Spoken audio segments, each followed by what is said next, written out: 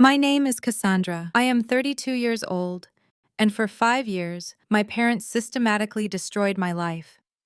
They called every single job I applied to and told them I was a wanted criminal.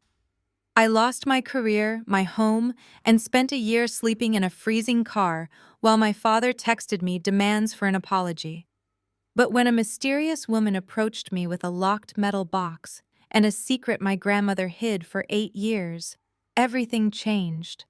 I uncovered a lie so massive it brought my family's entire elite empire crashing down. Before I share how I took everything from them, let me know where you are watching from in the comments below. Hit like and subscribe if you have ever survived a toxic family.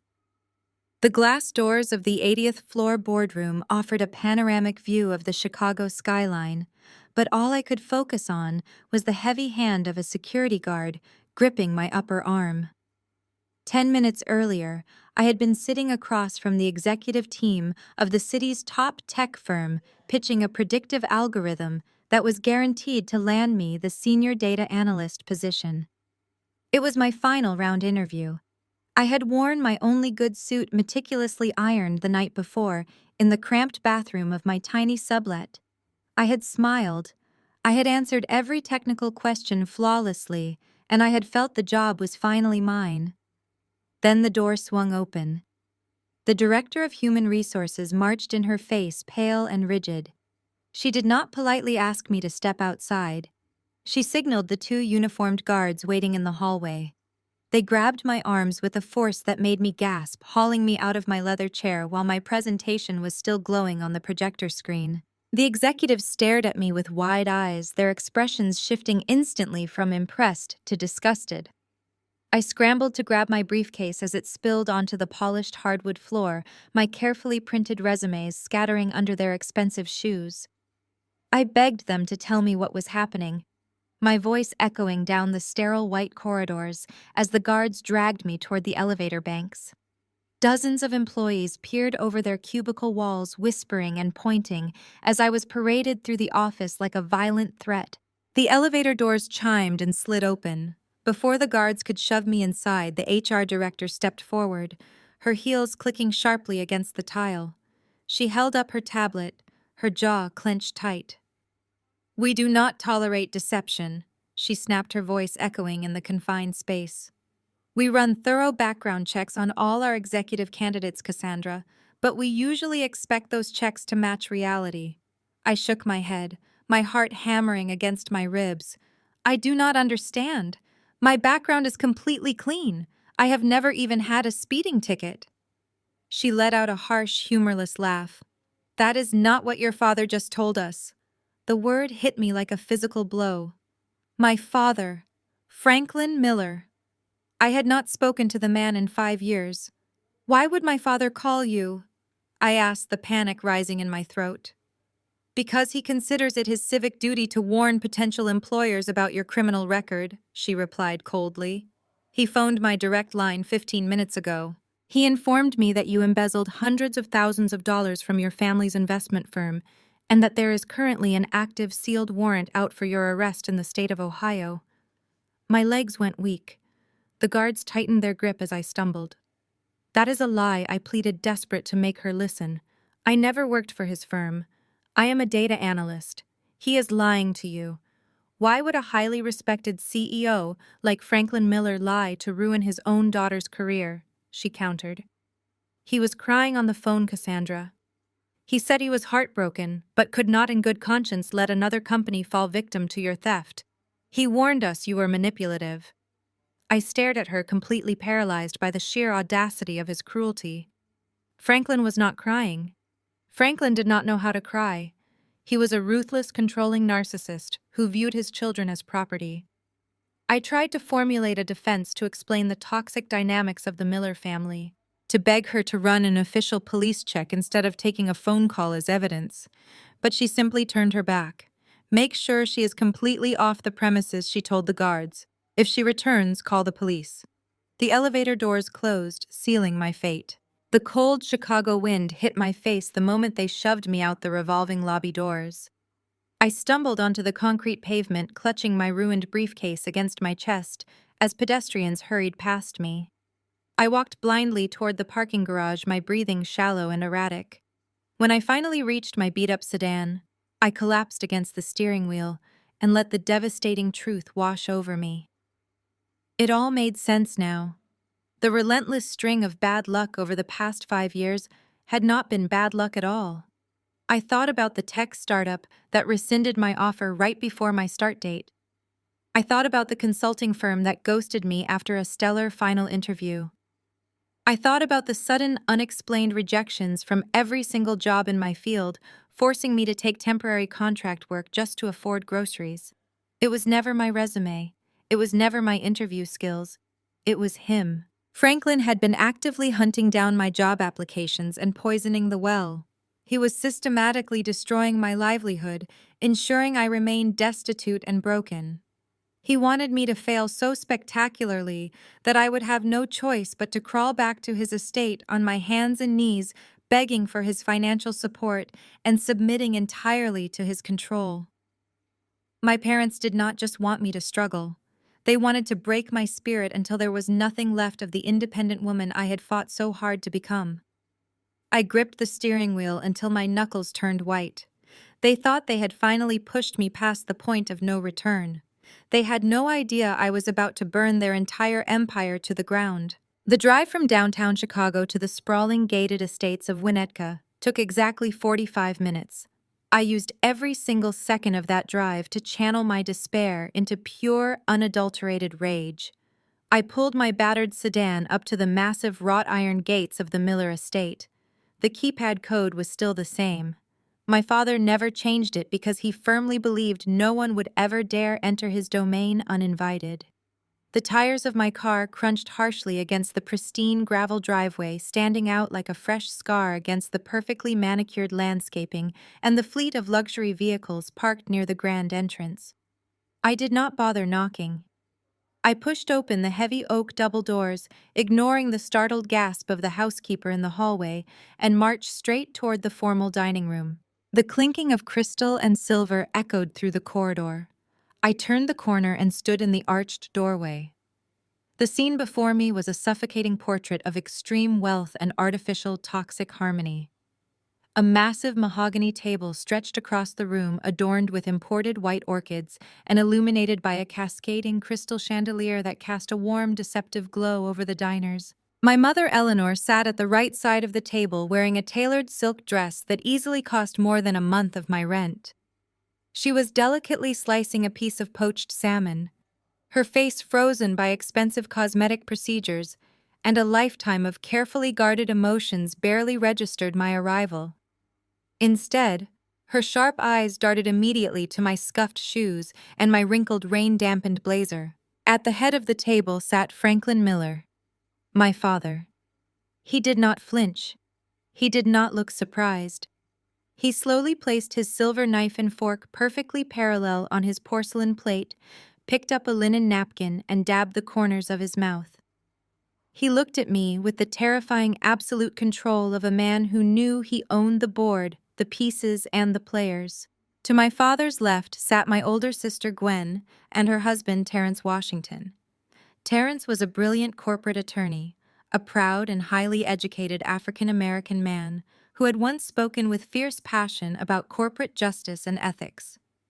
Now he sat completely rigid, his broad shoulders tense beneath his tailored suit, his eyes fixed firmly on his plate. I knew exactly why Terrence was forced into this humiliating silence. 3 years ago, Franklin had bailed Terrence's independent law firm out of a massive, deliberately engineered financial crisis, absorbing his debt and turning my brother-in-law into a well-paid, highly educated hostage. Gwen simply swirled her red wine, her face a perfect mirror of my mother's practiced apathy. "Cassandra, look at your shoes!" Eleanor sighed, breaking the silence with a tone of profound exhaustion. "You are tracking city grime all over the vintage Persian rug. Do you have any idea how much it costs to have that professionally cleaned?" I ignored her, keeping my eyes locked on the man at the head of the table. "You called them." I stepped into the room, my voice trembling with a mixture of fury and disbelief. You called the HR director at Vanguard Tech and told them I was a wanted criminal. Franklin rested his forearms on the table, steepling his fingers. I merely provided a professional reference for my daughter. Honesty is a virtue, Cassie. I told them you have a history of taking things that do not belong to you. Like my patients. I have a master's degree in data science. I yelled, the sound bouncing off the high vaulted ceilings. I earned that interview on my own merit. You told them there was a sealed warrant for my arrest in Ohio.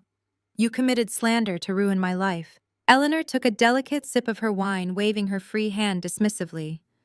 Lower your voice, Cassandra. The neighbors will hear you screeching like a banshee. And really, that suit is hopelessly outdated. If you are going to interrupt a civilized family dinner, the absolute least you could do is dress appropriately. You look like a vagrant. I looked around the room, realizing with horrifying clarity that this dining table was not a gathering of loved ones, but a collection of prisoners. Gwen was trapped by her addiction to the lifestyle, Terrence was trapped by his debt, and Eleanor was trapped by her obsession with social status. My mother cared more about the optics of an uninvited guest than the fact that her husband was actively sabotaging her child's survival. It is incredibly selfish of you to bring this drama here tonight, Eleanor added, adjusting her pearl necklace. We have the charity gala tomorrow, and stress causes wrinkles. You always were so inconsiderate of my schedule. I ignored her hollow complaints, turning my desperate gaze across the table. Terrence, you know the law. What he is doing is illegal. It is tortious interference. It is blatant defamation. You have to tell him this violates every corporate statute. Terrence slowly raised his head. His dark eyes met mine, filled with a deep, agonizing empathy. He opened his mouth, taking a breath to speak. Frank, legally speaking, contacting her potential employers with false allegations exposes you to litigation. Terrence is currently enjoying his sea bass. Franklin interrupted his voice, dropping to a dangerous soft timbre that immediately sucked all the air out of the room. And he is also enjoying the very comfortable life my capital provides for his family, including the mortgage on that beautiful new estate in Oakbrook. Is that not right, Terrence? The silence that followed was agonizing. Terrence closed his mouth, his jaw ticking violently as he swallowed his pride. He gave me a single-pained look of apology before dropping his gaze back down to his meal, completely neutralized by my father's financial blackmail. You are a monster, I said, stepping closer to the table, my hands balled into tight fists. You have been doing this for 5 years. Every single job I almost landed, every independent contract I secured.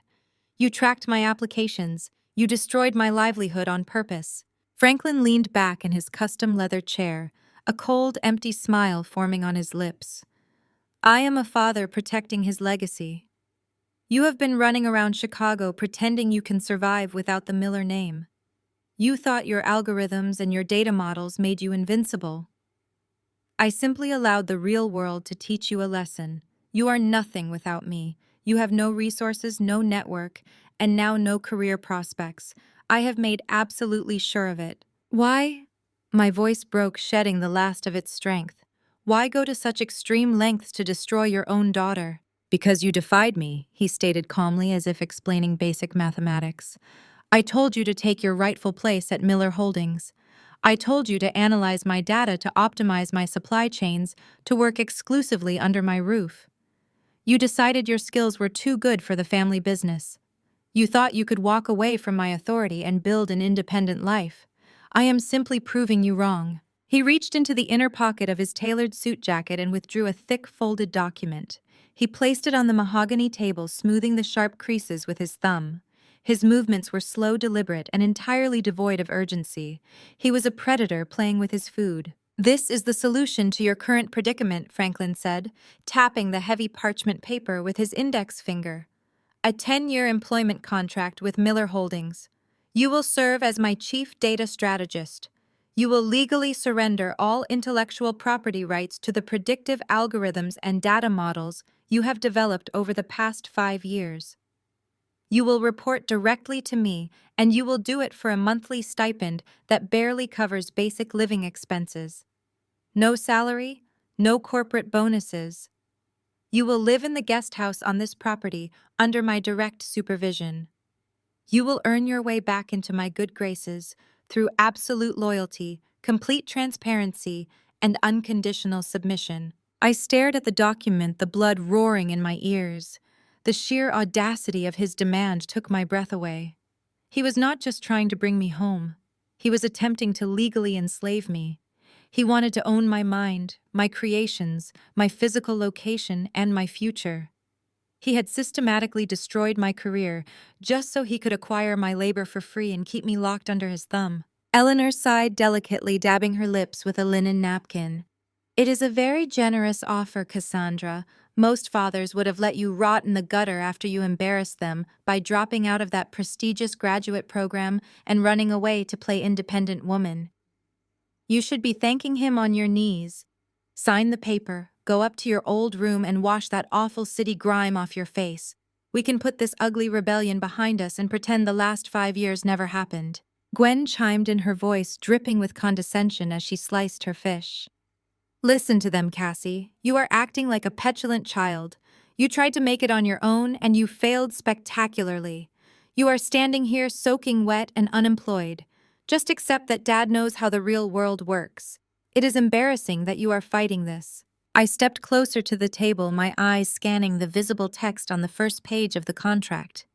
It was binding, ruthless, and legally suffocating.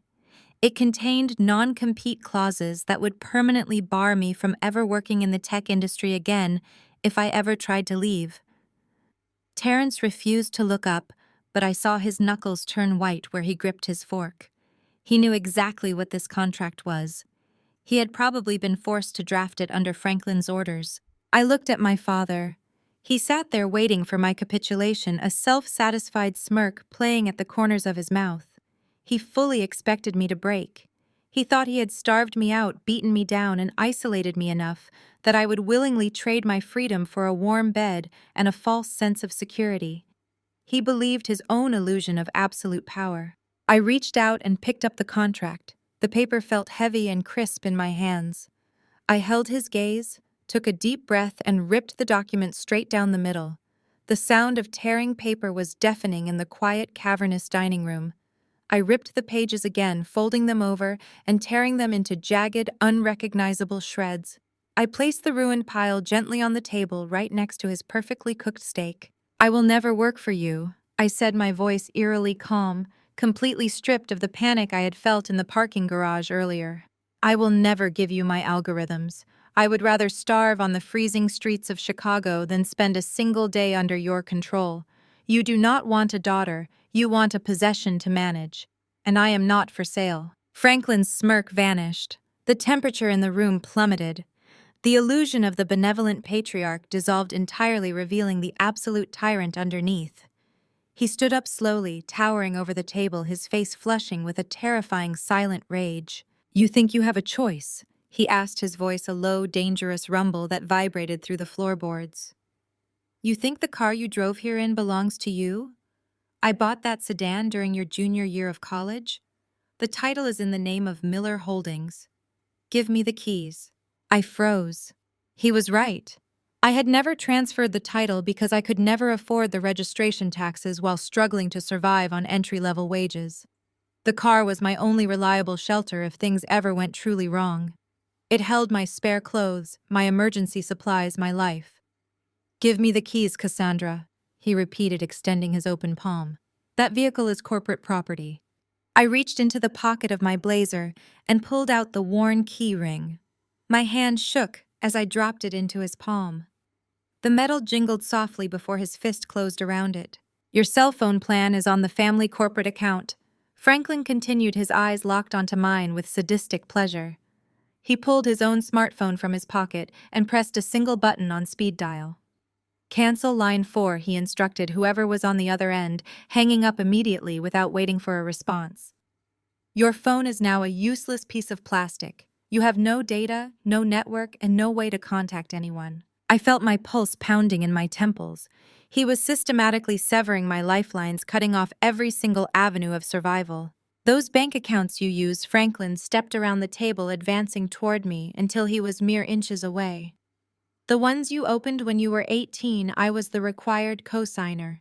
I froze them 30 minutes ago when security at Vanguard Tech confirmed you were escorted off their premises. All your freelance savings, every penny you scraped together, is currently locked in an administrative hold pending my approval. You currently have $0 and 0 cents to your name. You are entirely stripped of my resources." Eleanor stood up, retrieved her designer handbag from a side chair, and pulled out a crisp, fresh bill. She walked over to me, her face a mask of profound disgust, and shoved the money forcefully into the breast pocket of my damp blazer. $200, Eleanor said coldly, brushing her hands together as if touching me had soiled her. "That is exactly what you are worth to us right now. Consider it a parting gift. Use it to buy a bus ticket out of this neighborhood. We are expecting important guests tomorrow for brunch, and I will not have you lingering around the gates looking like a beggar and ruining our reputation." "You are dead to me," Franklin stated, his voice devoid of any parental warmth or hesitation. "You are no longer a Miller. You have no family, no home, and no future. Get out of my house." He signaled to the 2 private security guards who had been standing silently in the shadows of the hallway. They stepped forward, their massive frames blocking my path to the rest of the house. I knew these men. They worked for his firm. They would use force if I resisted. I did not fight them. I did not scream or cry. I refused to give them the satisfaction of my tears. I looked at Gwen, who was aggressively inspecting her manicure, refusing to witness the brutality of my expulsion. I looked at Eleanor, who was already signaling the housekeeper to clear away my torn contract from the table. Then I looked at Terrence. He finally raised his head. His eyes met mine, and in that brief, intense fraction of a second, an entire conversation passed between us. His gaze was burning with a mixture of suppressed rage and fierce solidarity. He gave a microscopic, almost imperceptible nod. It was not a gesture of pity. It was a silent promise. A vow that he saw everything, that he understood the sheer evil operating in this room, and that he was waiting for the right moment to strike back against the man who owned them both. That single look gave me a crucial anchor. I was not crazy. I was not the villain here. I was a survivor trapped in a room full of monsters, and Terrence knew it. The guards placed their heavy hands on my shoulders and marched me out of the dining room, down the grand marble hallway, and out the front doors. They shoved me roughly onto the front steps. The heavy oak doors slammed shut behind me, with a final echoing thud. The deadbolt clicked loudly into place. I stood alone on the expansive stone porch. The rain was coming down in sheets now, a torrential Midwestern storm that washed over the manicured lawns and flooded the gravel driveway. The wind howled through the massive oak trees surrounding the estate, biting through my thin clothing. I looked down at the driveway. My sedan was parked right where I left it, but it was no longer mine. My laptop, my winter coat, my emergency cash stash in the glove compartment were all locked inside a vehicle I no longer had the right to open. I reached into my pocket and felt the crisp edges of the $200 bill Eleanor had shoved there. It was all I had left in the entire world. No phone service, no bank access, no shelter, and no transportation. The cold rain soaked through my blazer within seconds, plastering my hair to my face and chilling me to the bone. I turned my back on the massive glowing mansion that had once been my home. I walked past the luxury cars, past my seized sedan, and headed toward the imposing wrought iron gates. The long walk down the dark driveway felt like a march into a terrifying abyss. Every step took me further away from the suffocating control of Franklin Miller, but closer to the terrifying reality of complete destitution.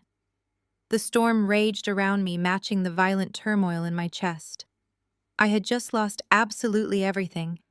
But as I stepped through the pedestrian exit of the gates and out onto the dark, rain-swept highway, I realized something else. I was completely and utterly free. The first 72 hours were a blur of adrenaline and denial. I used 40 of my $200 to buy a prepaid burner phone from a convenience store, needing a way to at least check the time and search for shelters. The rest of the cash evaporated with terrifying speed. 2 nights in a roach-infested motel off the interstate drained another 100.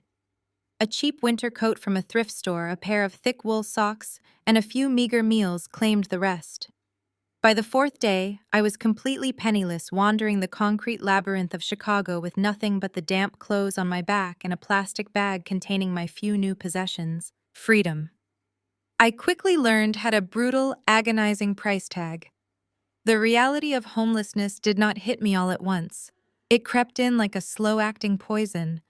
It started with the realization that I had nowhere to sit. In the city, every bench, every warm cafe, every dry lobby requires you to be a paying customer. If you are not consuming, you are trespassing. I became a ghost haunting the periphery of a society that had violently expelled me.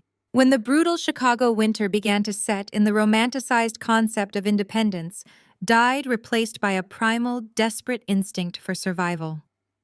The wind coming off Lake Michigan was not just cold, it was a physical assault. It carried microscopic shards of ice that sliced through my thrift store coat and settled deep into my marrow. The nights were the hardest. The shelters were overflowing, dangerous, and chaotic. After a terrifying encounter in a crowded intake facility, where a woman tried to steal my boots off my feet, I decided I was safer hiding in the shadows. I found my sanctuary in a forgotten, rusted-out salvage yard on the south side, nestled between a chain-link fence and a defunct manufacturing plant. It was a 1998 Ford station wagon, stripped of its engine, its tires long gone, resting on rotting cinder blocks. The driver's side window was smashed, but the back passenger area was intact. That hollowed-out metal shell became my entire world. Surviving a Midwestern winter in a dead car requires a meticulous, exhausting routine.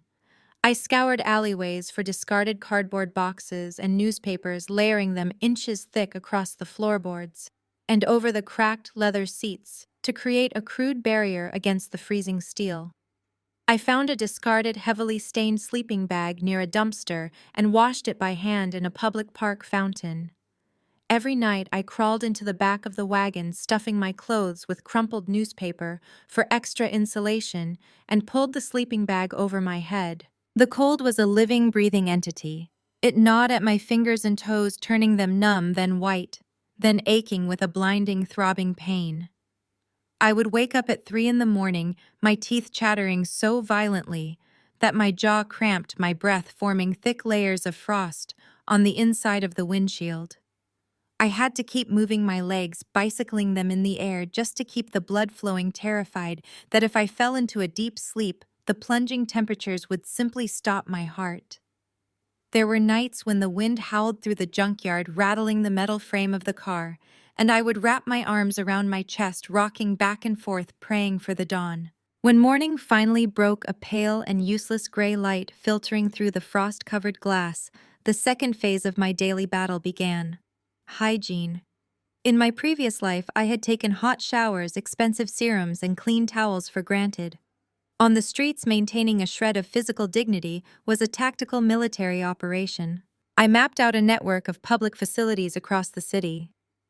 The bus station restrooms, a massive public library downtown, and a handful of fast food restaurants with blind spots away from the cash registers.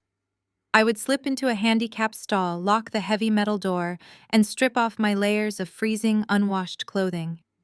Using a threadbare washcloth and a bar of cheap, harsh soap I had shoplifted from a dollar store, I scrubbed my skin under the freezing water of the sink sensor. The water was always ice cold, biting into my skin, but the fear of smelling like the street was stronger than the physical discomfort. I washed my hair in the sink, using paper towels to aggressively dry it, before a manager or a security guard could notice how long I had been occupying the space. I stared at myself in those scratched, graffiti-covered mirrors. The woman looking back at me was becoming a stranger. My cheekbones protruded sharply. My skin was pale and perpetually chapped from the wind. My eyes, once bright and calculating, were now hollow and fiercely guarded. I was 20 pounds lighter, stripped of all softness, hardened into a weapon of pure endurance. I would quickly apply a layer of cheap lotion to my cracked face, repack my plastic bag, and slip out the side door before anyone could challenge my right to exist in their space. But the cold and the dirt were secondary enemies. The primary antagonist was the hunger. It is difficult to describe the visceral reality of starvation to someone who has never experienced it. It is not the mild, grumbling inconvenience of skipping lunch. True hunger is an agonizing, hollow ache that radiates from the center of your stomach and consumes your entire cognitive function. It makes your hands shake. It makes your vision swim with black spots when you stand up too fast. It turns your brain into a primitive machine focused entirely on the acquisition of calories. I joined the invisible army of the city's discarded souls, standing in endless lines outside brick churches and community centers. The soup kitchens were a sensory overload of despair. The smell of bleach-old sweat and boiled cabbage permeated the air. I stood in line for hours, keeping my head down, avoiding eye contact with the unstable or aggressive men who paced the sidewalks. I learned to make myself as small and unnoticeable as possible. When I finally reached the front of the line, gripping a flimsy plastic tray, I accepted whatever was scooped onto my plate with fierce gratitude. Watery chicken stew, instant mashed potatoes, a slice of stale bread. I ate with a feral intensity, sitting at long folding tables packed with people muttering to themselves or staring blankly into space. I scraped every last drop of grease from the plastic compartments, licking the plastic spoon clean. A meal meant I could survive another 24 hours. It meant my brain would stop screaming for fuel long enough for me to think clearly. Sometimes the charity meals were not enough. The soup kitchens closed on certain holidays or ran out of food before I reached the front of the line. On those days, I learned the bitter art of scavenging. I memorized the schedules of local bakeries and grocery stores, waiting in the alleys near their dumpsters right after closing time. Finding a bag of day-old bagels or a bruised apple thrown away by a produce clerk felt like winning the lottery. I would wipe the grime off the fruit on my sleeve and eat it standing in the shadows, hyper-aware of every sound, terrified of being chased away by angry managers or territorial stray dogs. The sheer degradation of my existence was a heavy, suffocating blanket. I was a senior data analyst. I understood complex algorithms, predictive modeling, and statistical variance. I had engineered systems that generated millions of dollars in corporate revenue, and yet none of that mattered when I was fighting a stray cat for a half-eaten sandwich behind a diner. Society had erased my intellect the moment I lost my address. To the people walking past me on the street, tightly gripping their briefcases and averting their eyes, I was just another piece of urban blight. I was invisible. There were moments sitting in the freezing shell of that station wagon while the city slept around me, when the psychological weight threatened to crush me entirely. I would think about the warm, glowing dining room of the Miller estate. I would picture Eleanor slicing her poached salmon and Franklin sipping his expensive scotch. They were sleeping in heated Egyptian cotton sheets while I was shivering under a layer of wet newspaper. The temptation to give up was a seductive, treacherous whisper in the back of my mind. It would be so easy to find a payphone, dial the estate, and beg for forgiveness. It would take one sentence, just one apology, and the nightmare would end. I could have a hot shower. I could have a meal that did not come from a garbage can. I could be warm again. But every time that thought surfaced, I pictured Franklin's cold, triumphant smirk. I pictured the 10-year slave contract sitting on the mahogany table. I remembered the absolute certainty in his voice when he told me I was nothing without him. The hunger pangs would twist my stomach and the frost would bite at my toes, but I clamped my jaw shut and forced myself to endure. I chose the freezing car. I chose the stale bread. I chose the indignity of the public sink. Because every day I survived on the streets of Chicago without breaking, I was proving him wrong. They had stripped me of my money, my career, and my home, but they had not taken my mind, and they would never take my submission. I was forging myself in the absolute fires of hell, and when I finally found my way out of the ashes, I was going to be unbreakable. For 12 agonizing months, I lived as a phantom in the wind-whipped alleys of the city. I mastered the art of survival, pushing my body and mind to the absolute limits of human endurance, waiting for a single microscopic crack in the universe that would let me strike back. The burner phone I bought on my first day of exile was a cheap plastic brick. I kept it turned off to preserve the battery, powering it up only once a week to check the time and ensure the prepaid minutes had not expired. But that cheap piece of plastic was not just a clock. It was the leash Franklin used to drag his shadow across my reality. He had somehow tracked the number down within the first month. I never figured out if he used his corporate security team or paid off a clerk, but the method did not matter. What mattered was the ritual. Every Friday at exactly 6 in the evening, the phone would vibrate. I would be sitting in the freezing shell of the station wagon, my fingers stiff and blue, chewing on a stale cracker I had found behind a diner. The screen would light up the dark, cramped space, displaying a new message from an unknown number. But the voice was unmistakably his. Message received. I am looking at a beautiful cut of prime rib right now, Cassandra. The guest house is heated to a comfortable 72 degrees. All you have to do is send a simple apology. Tell me I was right. Tell me you failed. A hot shower is one text away. I would stare at the glaring digital letters until my eyes watered. My stomach would cramp so violently that I had to bite down on my own fist to keep from crying out. The smell of imaginary roasted meat would fill my senses, a cruel phantom tormenting my starving body. He knew exactly what he was doing. He timed the messages for Friday evenings, the exact moment when the weekend began for the rest of the world, when families gathered and restaurants filled with laughing people. He wanted to highlight my absolute isolation. Weeks turned into months, and the psychological warfare escalated. When the Chicago blizzards hit in January, burying my station wagon under a thick layer of snow, the cold became a literal weapon. I developed a severe chest cold. My lungs rattled with every breath, and I coughed until I tasted blood. I spent 3 days huddled under my filthy sleeping bag, drifting in and out of a feverish delirium. On the third day, the phone buzzed against my hip. Message received. Gwen just returned from a spa weekend in Aspen. She looks rested. You must look terrible. I checked the weather forecast. It is dropping to -5 degrees tonight. People die in this weather, Cassie. Sign the contract, and I will send a private car to pick you up right now. Do not die for your foolish pride. My thumb hovered over the keypad. My entire body was shaking with fever chills. My brain, starved of calories and oxygen, screamed at me to surrender. It would be so incredibly easy. I could type the word yes. I could be in a heated leather seat within 20 minutes. I could have a doctor medicine, a bed that did not smell like motor oil and damp cardboard. I closed my eyes and pictured the mahogany dining table. I pictured Eleanor's disgusted sneer and the heavy, suffocating weight of Franklin's absolute authority. I pictured Terrence, head bowed, stripped of his dignity because he had taken the bailout. If I sent that text, I would survive the winter, but I would die a slave. I locked the screen and shoved the phone deep into my pocket. I forced myself to crawl out of the station wagon, dragging my feverish body through knee-deep snow to a public clinic where I waited 7 hours for a free dose of antibiotics. I survived the blizzard. I survived the fever. And I did it entirely without his money. By the time the snow melted and the humid, suffocating Chicago summer set in, the nature of his messages changed. The sweltering heat turned the salvage yard into an oven, but the physical discomfort was secondary to his new tactic.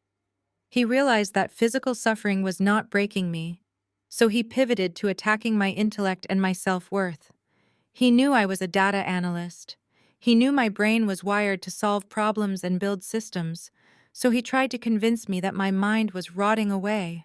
Message received. I just hired a new senior data strategist. He is 24 years old. He is using algorithms you could not even comprehend. The industry is moving forward at lightning speed, Cassandra. Every day you spend scavenging in the dirt, your skills become more obsolete. You are becoming a feral animal. In another 6 months, you will not even remember how to write a basic line of code. You are throwing away your only asset. That text hit harder than the threats about the cold. It clawed at my deepest insecurity. I was terrified of losing my edge, of letting my mind dull from the endless, mindless pursuit of basic survival. To fight back against his psychological poison, I began mapping complex data models in my head. I would walk the city streets for hours, using the cracked sidewalks and the patterns of traffic lights to run mental simulations. I memorized the license plates of cars and calculated statistical probabilities of their routes. I structured my scavenging runs using optimization algorithms, minimizing my walking distance while maximizing my chances of finding discarded food behind bakeries. I turned my homelessness into a dark, grueling mental exercise. I refused to let my brain atrophy. Franklin thought his weekly messages were wearing me down, chipping away at my resolve. He was completely wrong. He was actually giving me the exact fuel I needed to keep fighting. Every cruel text, every manipulative offer of a hot meal, every attempt to remind me of my wretched state only solidified my hatred. Those messages became my lifeline of rage. Whenever the hunger threatened to make me pass out, whenever a security guard chased me out of a warm lobby, I would remember his words. I would remember that he was sitting in his mansion, actively waiting for my collapse. I made a silent vow to the glowing screen of that cheap burner phone. I would never give him the satisfaction of an apology. I would never sign my life away. I was going to absorb every ounce of suffering he threw at me, and I was going to forge it into a weapon. The year of homelessness stripped away my fear, my hesitation, and my vulnerability. I was no longer the desperate daughter seeking validation. I was a predator in waiting, gathering my strength in the shadows. And the moment my opportunity arrived, I was going to tear his empire apart piece by piece. To tear an empire apart, you first need capital. You cannot wage war with empty pockets and a starving body. Franklin believed he had severed my access to all financial lifelines by freezing my bank accounts and destroying my professional reputation. He assumed a woman who had spent her entire adult life in climate-controlled offices running predictive algorithms would simply wither and die when faced with manual labor. He severely underestimated my capacity for spite. I needed a way to earn money that existed completely outside the digital grid. No direct deposits, no background checks, no social security numbers, run through corporate human resources departments. If I left a single digital footprint, Franklin would find it, and he would crush it before I could even collect a paycheck.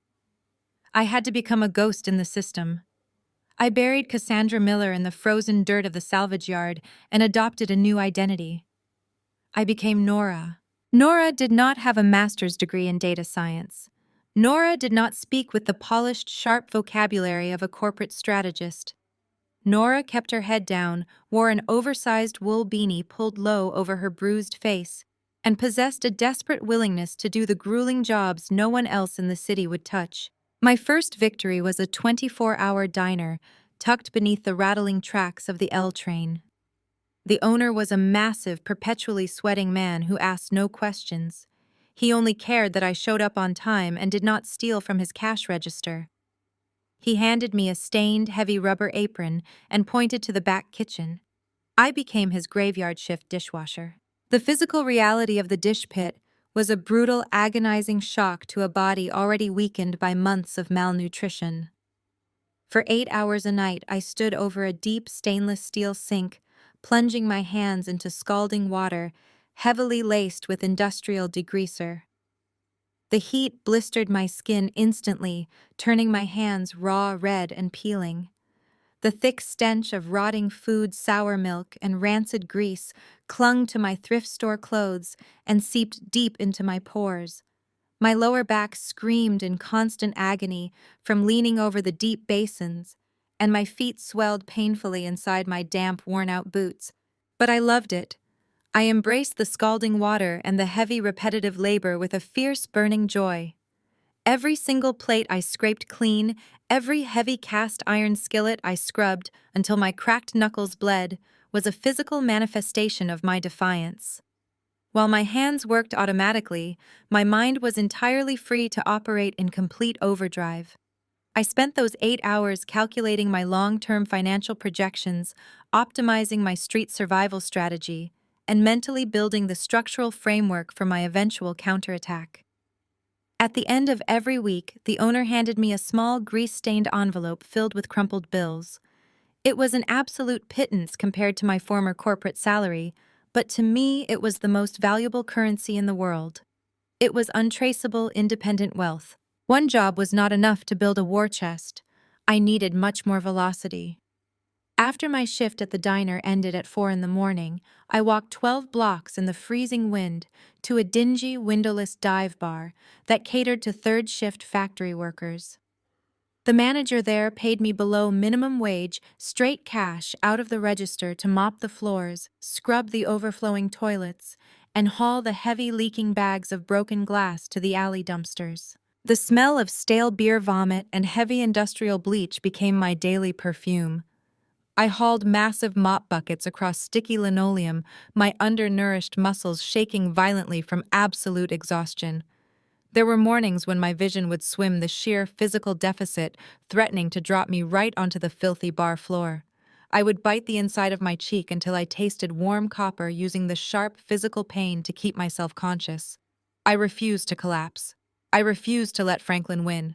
I hoarded my cash with the paranoid, intense focus of a survivalist. I did not spend a single cent on comfort or warmth.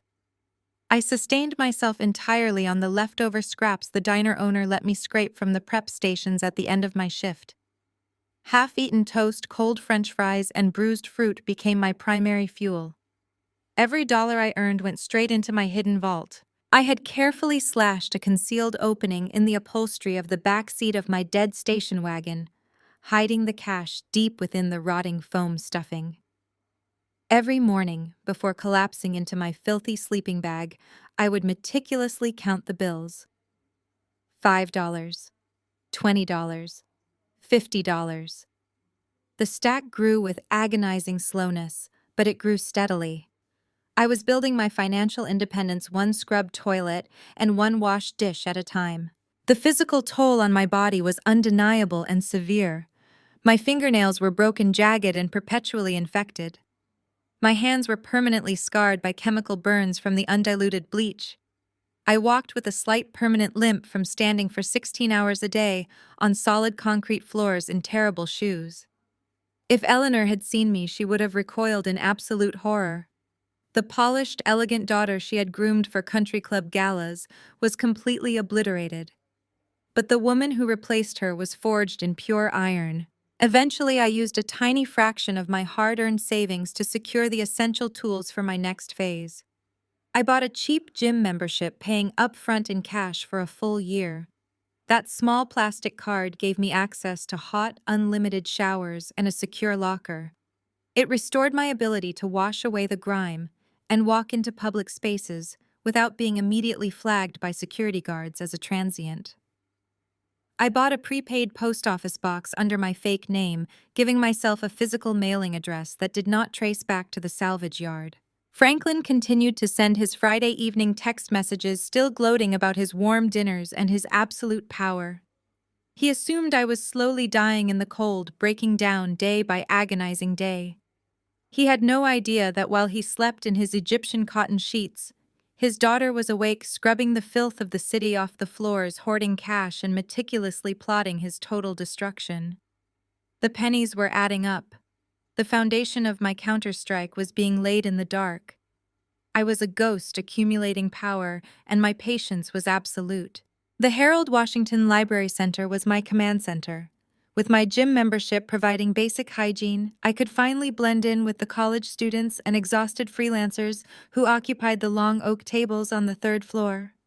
It was a heated fortress where I spent my brief daylight hours recovering from the diner and the dive bar. I used the free public computers to meticulously track the quarterly earnings reports of Miller Holdings. I analyzed my father's supply chain logistics, noting the structural weaknesses and the over-leveraged debt he was rapidly accumulating to fund his aggressive expansions. My clothes were still cheap thrift store finds, but they were clean. I kept my head down, my oversized wool beanie pulled low, furiously typing notes into a spiral notebook. I was invisible, or so I thought. Or so I I was deep into analyzing a flawed corporate merger Franklin had just finalized when the sharp, distinct click of expensive heels echoed against the marble floor, stopping directly beside my chair. I did not look up. In the city, eye contact with strangers was an invitation for trouble. But the scent of bespoke vanilla perfume cut through the musty smell of old paper and winter coats. It was a scent that belonged in a high-end corporate boardroom, not the third floor of a public library. Cassandra Miller. The name hit me like a physical strike. My hands froze on the keyboard. I had not heard my real name spoken aloud in 11 months. Every muscle in my body coiled tight, primal survival instincts taking over. Franklin had found me. He had sent corporate security to drag me back to force me into his guest house and make me sign that suffocating contract. I slowly closed the web browser, grabbed my spiral notebook, and prepared to bolt toward the emergency exit staircase. "You have the wrong person," I said, keeping my voice low and rough, matching my Nora persona. I stood up, gripping my plastic bag of belongings. "Please sit down, Cassandra." The woman's voice was calm, authoritative, and completely devoid of malice. "I am not working for your father. In fact, my entire career has been dedicated to ensuring Franklin Miller does not get exactly what he wants." I finally looked at her. She was in her late 60s, dressed in a sharp charcoal pantsuit that radiated quiet old money power. She carried a sleek leather briefcase and looked at me not with the disgust my mother had shown, but with a profound, calculating respect. Her eyes swept over my gaunt frame, noting the faded coat and the exhaustion etched into my face, but she did not offer pity. I took a step backward, my heart pounding against my ribs. "Prove it. If you know my father, you know he buys people. He owns everyone in his orbit. Why should I believe you are not just another one of his paid operatives sent to retrieve his disobedient property?" The woman reached into her blazer pocket with slow, deliberate movements. She did not pull out a phone or a weapon. She pulled out a small, tarnished silver pocket watch on a delicate chain. I recognized it instantly. It was a vintage piece with a cracked glass face. My grandfather used to let me listen to the ticking gears when I was a child. "Franklin hates this watch," the woman said softly, holding it out in her palm.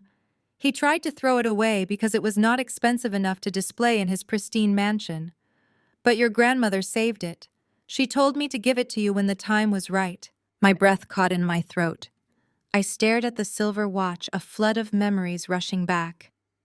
My grandmother, Beatrice Miller, had died 8 years ago. She was the formidable matriarch of the family, a woman whose sharp intellect and fierce independence had always intimidated my father. Franklin had spent years trying to erase her influence from the family legacy, embarrassed by her refusal to conform to his rigid social standards. "Who are you?" I asked, my voice barely a whisper, the defensive wall I had built around myself cracking just a fraction. "My name is Evelyn Halloway," she said, taking the seat across from me. "I am the senior partner at Halloway and Vance, a private wealth management firm. But more importantly, I was the personal attorney and confidant of Beatrice Miller. I have been searching for you for 6 months, Cassandra. I have checked every shelter, every soup kitchen, and every hospital intake list in Cook County. You are a remarkably difficult woman to find." I sat back down slowly, keeping my eyes locked on hers. "Why are you looking for me now?" "My grandmother has been dead for 8 years. Because 8 years ago, your grandmother saw exactly what your father was becoming." Mrs. Halloway explained, her tone shifting into sharp professional clarity. "Beatrice knew Franklin was a controlling, narcissistic tyrant. She watched him manipulate your mother. She watched him purchase your brother-in-law Terrence. And she knew that eventually he would try to break you. She saw that you possessed her independence, her analytical mind, and her stubborn refusal to submit to his ego." She leaned forward, resting her leather briefcase on the oak table between us. "Beatrice told me that Franklin would eventually try to destroy your life to force your compliance. She predicted this exact scenario. She knew he would cut off your funds and try to ruin your career. Her explicit instructions were to wait. She told me to wait until Franklin had pushed you to the absolute brink, until you had learned how to survive without his money, until you were hungry enough and angry enough to do what needed to be done." A cold shiver ran down my spine. My grandmother had foreseen this nightmare. She had known my father was a monster long before he ever picked up the phone to call Vanguard Tech. I am hungry, I stated, the raw truth of my year on the streets echoing in my voice. And I am very angry. Mrs. Halloway smiled, a sharp, dangerous expression that made her look incredibly formidable. I know you are. And that is why the waiting period is officially over. Beatrice left you something, Cassandra. She did not leave it to Franklin, and she made absolutely certain he could never touch it. She left it in a blind trust heavily shielded by layers of corporate legal protections that I have personally maintained for nearly a decade. She unlocked the brass clasps of her leather briefcase. The sharp clicks echoed like gunshots in the quiet library. She pulled out a thick stack of legal documents bound in a heavy black folder and placed it squarely on the table. Franklin believes he owns the Miller Empire, Mrs. Halloway said, her eyes gleaming with anticipation. He believes his wealth makes him untouchable. But he is building his castle on land he does not actually own. Your grandmother was a brilliant strategist. She did not just leave you money, she left you the keys to his destruction. It is time for you to take your rightful place. I stared at the black folder resting on the scratched surface of the library table. The leather was worn at the edges, bearing the subtle insignia of Halloway and Vance. My fingers hesitated for a fraction of a second before I flipped it open. The first page was a masterclass in aggressive corporate law, filled with dense, impenetrable legal clauses, but sitting right on top was a sealed envelope. My name was written across it in my grandmother's unmistakable sharp handwriting. Mrs. Halloway tapped a manicured fingernail against the table. Read the letter first. Cassandra. The legal documents will explain the how, but Beatrice wanted you to understand the why. I broke the wax seal and unfolded the heavy parchment paper. The ink was slightly faded, dated exactly 8 years ago, just 2 months before her sudden fatal stroke. My dearest Cassie, the letter began, if Halloway has finally tracked you down and handed you this file, it means the worst has happened. It means my son has shown you exactly who he is. It means Franklin has stripped you of your resources, attacked your dignity, and tried to break your spirit. I am deeply sorry that I could not be there to protect you from him, but I chose not to leave you a shield. I chose to leave you a sword. My eyes darted to Mrs. Halloway. She nodded, urging me to continue reading. Franklin has always been a parasite dressed as a king, the letter continued. He parades around Chicago pretending he built the Miller Empire from nothing. He lies.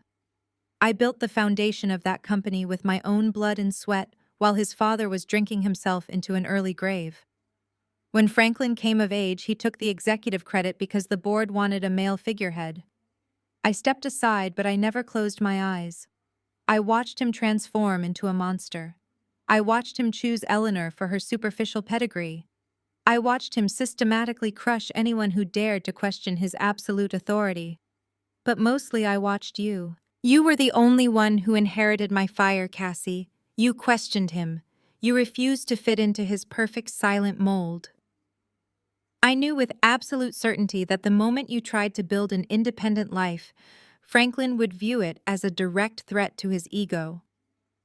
A narcissist cannot tolerate a subject who breaks their chains.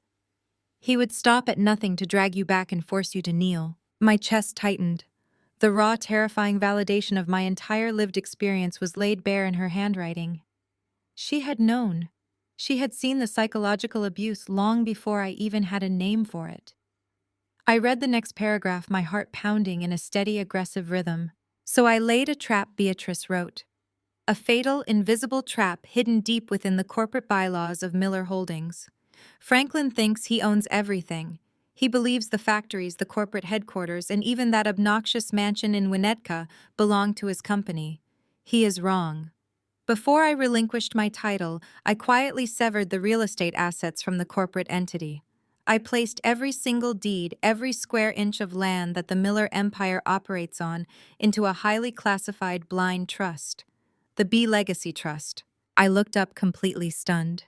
You are telling me my father does not own his own house? Mrs. Halloway smiled, leaning back in her wooden chair.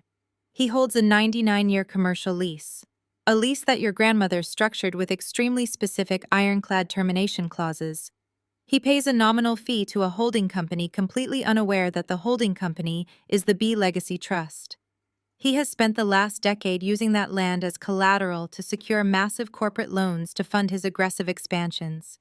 He built a house of cards on a foundation he does not possess. I looked back down at the letter, my eyes devouring the final paragraphs. You are the sole beneficiary of the B Legacy Trust, Cassandra, but I instituted a strict non-negotiable condition for its activation. You could not inherit this power while you were still safely living under his roof. You could not inherit it while you were still seeking his approval.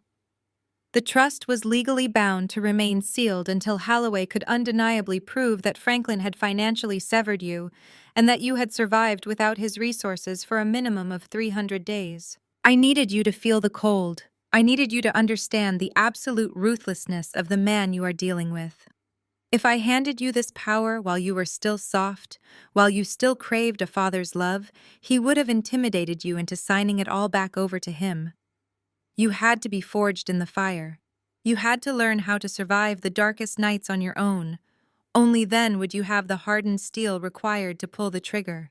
The letter concluded with a final, chilling directive. The waiting period is over. You have survived the fire. Now take my legacy and burn his kingdom to the ground. Love, Grandma Beatrice. I carefully folded the letter and placed it back into the envelope. The heavy, suffocating weight of my trauma began to dissolve, replaced by a crystalline, razor-sharp clarity. The year of starving in alleys, the chemical burns on my hands, the freezing nights in the dead station wagon. It was not just a punishment anymore. It was a crucible. Beatrice had forced me to evolve from a victim into a weapon. Let us look at the legal mechanics, Mrs. Holloway said, pulling a thick stack of contracts from the folder and laying them out in front of me. As of this exact moment, you hold 51% of the voting rights for the holding company that owns the land. Franklin recently missed a crucial property tax filing because he is currently over-leveraged and trying to hide cash from the IRS. According to Section 4 of his lease agreement, any federal tax delinquency constitutes an immediate breach of contract. She pointed a manicured finger at a highlighted paragraph. This breach grants the landlord the absolute right to terminate the lease and initiate immediate eviction proceedings, not just on the corporate headquarters, Cassandra, on the manufacturing plants, on the distribution warehouses, and on the Winnetka estate. I stared at the legal jargon, the dense paragraphs of corporate law suddenly translating into a beautiful, violent symphony. If I terminate the leases, his factories cannot operate. If his factories cannot operate, he defaults on his massive corporate loans. Exactly, Mrs. Holloway confirmed, her eyes gleaming with predatory approval. And because he fraudulently used land he does not actually own as collateral for those loans, the banks will immediately freeze his operating accounts. The moment you sign these activation papers, Franklin Miller goes from a wealthy, untouchable titan to a bankrupt homeless fraud facing federal prosecution. He threw me out into the rain with $200, I said, my voice eerily calm, as I traced the edge of the trust document. He told me I was dead to him. He gave you exactly the motivation you needed, Mrs. Holloway replied. She reached into her blazer and produced a heavy silver fountain pen. She laid it gently on the oak table right next to the signature line of the primary activation document. The board is set, Cassandra. The B Legacy Trust is ready to awaken. Do you want your empire? I did not hesitate. I picked up the silver pen. The metal was cool and heavy against my scarred, calloused fingers. I signed my true name with bold, aggressive strokes. I picked up the silver pen. The metal was cool and heavy against my scarred, calloused fingers. I signed my true name with bold, aggressive strokes. Mrs. Holloway watched the ink dry for a fraction of a second before swiftly pulling the document back and slipping it into her leather briefcase. The metallic snap of the lock sealing shut sounded like a jail cell closing on my father. It is done, Mrs. Holloway said, her voice dropping to a low, reverent register. The B Legacy Trust is now fully active. As of this exact second, you officially control 51% of the voting shares in the holding company. You are the landlord of the entire Miller empire. Every factory floor your father walks on, every warehouse he operates, the very ground beneath his custom Italian leather shoes now belongs entirely to you. I stared at my raw, chemical-burned hands. An hour ago, I was Nora the invisible dishwasher praying for discarded bread crusts. Now I possess the power to evict a titan of Chicago industry. The sheer velocity of the transition made the room spin slightly, but I forced my posture rigid. I was not going to break, not now. But Beatrice was not a woman who believed in half measures. Mrs. Halloway continued, drawing my attention back. Taking his property will bankrupt him, yes. It will destroy his public image and strip him of his unearned legacy. But Franklin is a charismatic manipulator. If he is left out on the street, he will inevitably find another host to leech off. He will charm investors, play the victim, and attempt to rebuild his wealth through someone else. Beatrice wanted to ensure that he could never, under any circumstances, rise from the ashes. Mrs. Halloway reached into a concealed zipper compartment inside her blazer. She withdrew a small, matte black USB drive and placed it deliberately in the center of the oak table. It looked entirely unassuming, just a tiny piece of modern plastic, but the gravity with which she handled it told me it was the deadliest weapon in the room. "What is that?" I asked, my eyes locked on the drive. "This," Mrs. Halloway replied, leaning in closely, "is your father's autopsy." She tapped the drive with her manicured fingernail. Franklin always assumed he was the smartest person in the room. He thought Beatrice was just a figurehead in her final years, a frail old woman fading into the background of the estate. He was spectacularly wrong.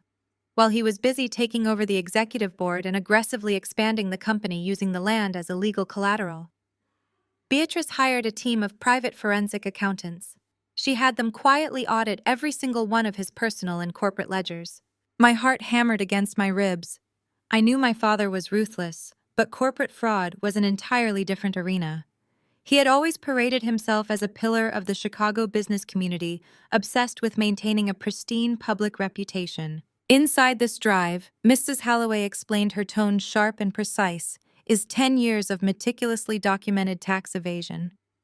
Your father has been funneling millions of dollars through offshore shell companies in the Cayman Islands to avoid federal taxes.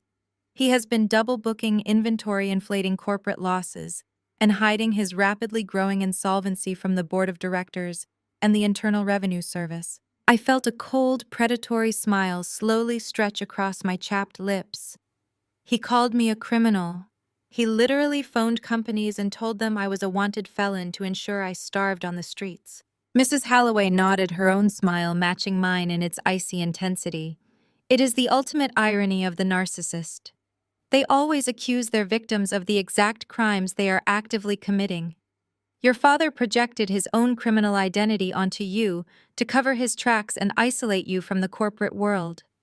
He needed you ruined, so no one would ever look closely at his own actions. But Beatrice secured the cipher. The data on this drive provides direct, undeniable access to his hidden accounts.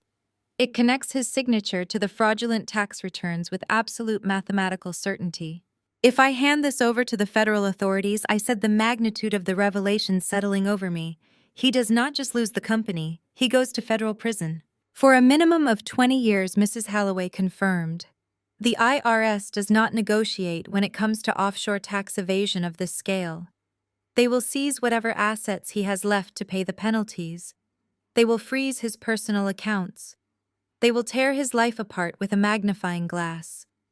He will be stripped of his tailored suits and his mahogany dining table, and he will be locked in a concrete cell where his manipulative charm will mean absolutely nothing to the federal prosecutors. I reached out and closed my hand around the black USB drive. The plastic was warm from being inside her jacket. It felt like I was holding a live grenade, the pin already pulled. 5 years of psychological torture, a year of brutal freezing homelessness, the humiliation, the starvation, the absolute degradation. All of it could be avenged with this tiny piece of technology. He told me I was nothing without his resources, I whispered, staring at my clenched fist. He told me I would become a feral animal. He created his own executioner, Mrs. Halloway said simply. She reached back into her briefcase and pulled out a sleek black metallic card, sliding it across the table toward me. It was a high-tier corporate credit card. "The trust account is fully funded and active," she stated, her voice shifting back into crisp, professional efficiency. "This card is tied directly to an operating account that you now control. There are no limits. Franklin froze your meager savings, so Beatrice made sure you would have access to her war chest." I stared at the black card, the symbol of absolute financial liberation. It represented the end of soup kitchens, the end of freezing nights in a dead station wagon, and the end of hiding in the shadows. "You are going to need a luxury hotel suite," Mrs. Halloway instructed. "You need a hot meal that does not come from a charity kitchen. You need a secure laptop to review the files on that drive, and you need to prepare for the final phase of this operation. We have legal filings to finalize, notices to draft, and a trap to spring." I picked up the black card, slipping it into my pocket alongside the USB drive. The terrified, starving girl who had walked into this library an hour ago was dead. The fire had burned away everything soft and vulnerable, leaving only hardened obsidian behind. "Where do we start?" I asked, my voice ringing with a new terrifying authority. Mrs. Halloway stood up, smoothing the front of her charcoal blazer. "We start by buying up his outstanding debt. We are going to back him into a corner he cannot legally escape. Then we prepare for his 40th anniversary gala. It is time the elite of Chicago met the real owner of the Miller Empire." I stood up to join her, pulling the oversized wool beanie off my head. "Let us get to work." We walked out of the library and straight into a waiting black town car. Within 20 minutes, I was standing inside a penthouse suite at a 5-star hotel overlooking the magnificent Mile. The sheer scale of the luxury felt alien. The air smelled of fresh linens and expensive citrus diffusers, a jarring contrast to the damp cardboard and industrial bleach that had coated my lungs for a year. Mrs. Halloway placed a sleek silver laptop on the glass dining table and handed me the room key card. She told me to take all the time I needed, promising to return in 2 hours with a tailor. I walked into the marble bathroom and turned on the shower, letting the water run until the glass doors steamed over. Stripping off my thrift store coat and the stiff, unwashed layers underneath felt like shedding a physical prison.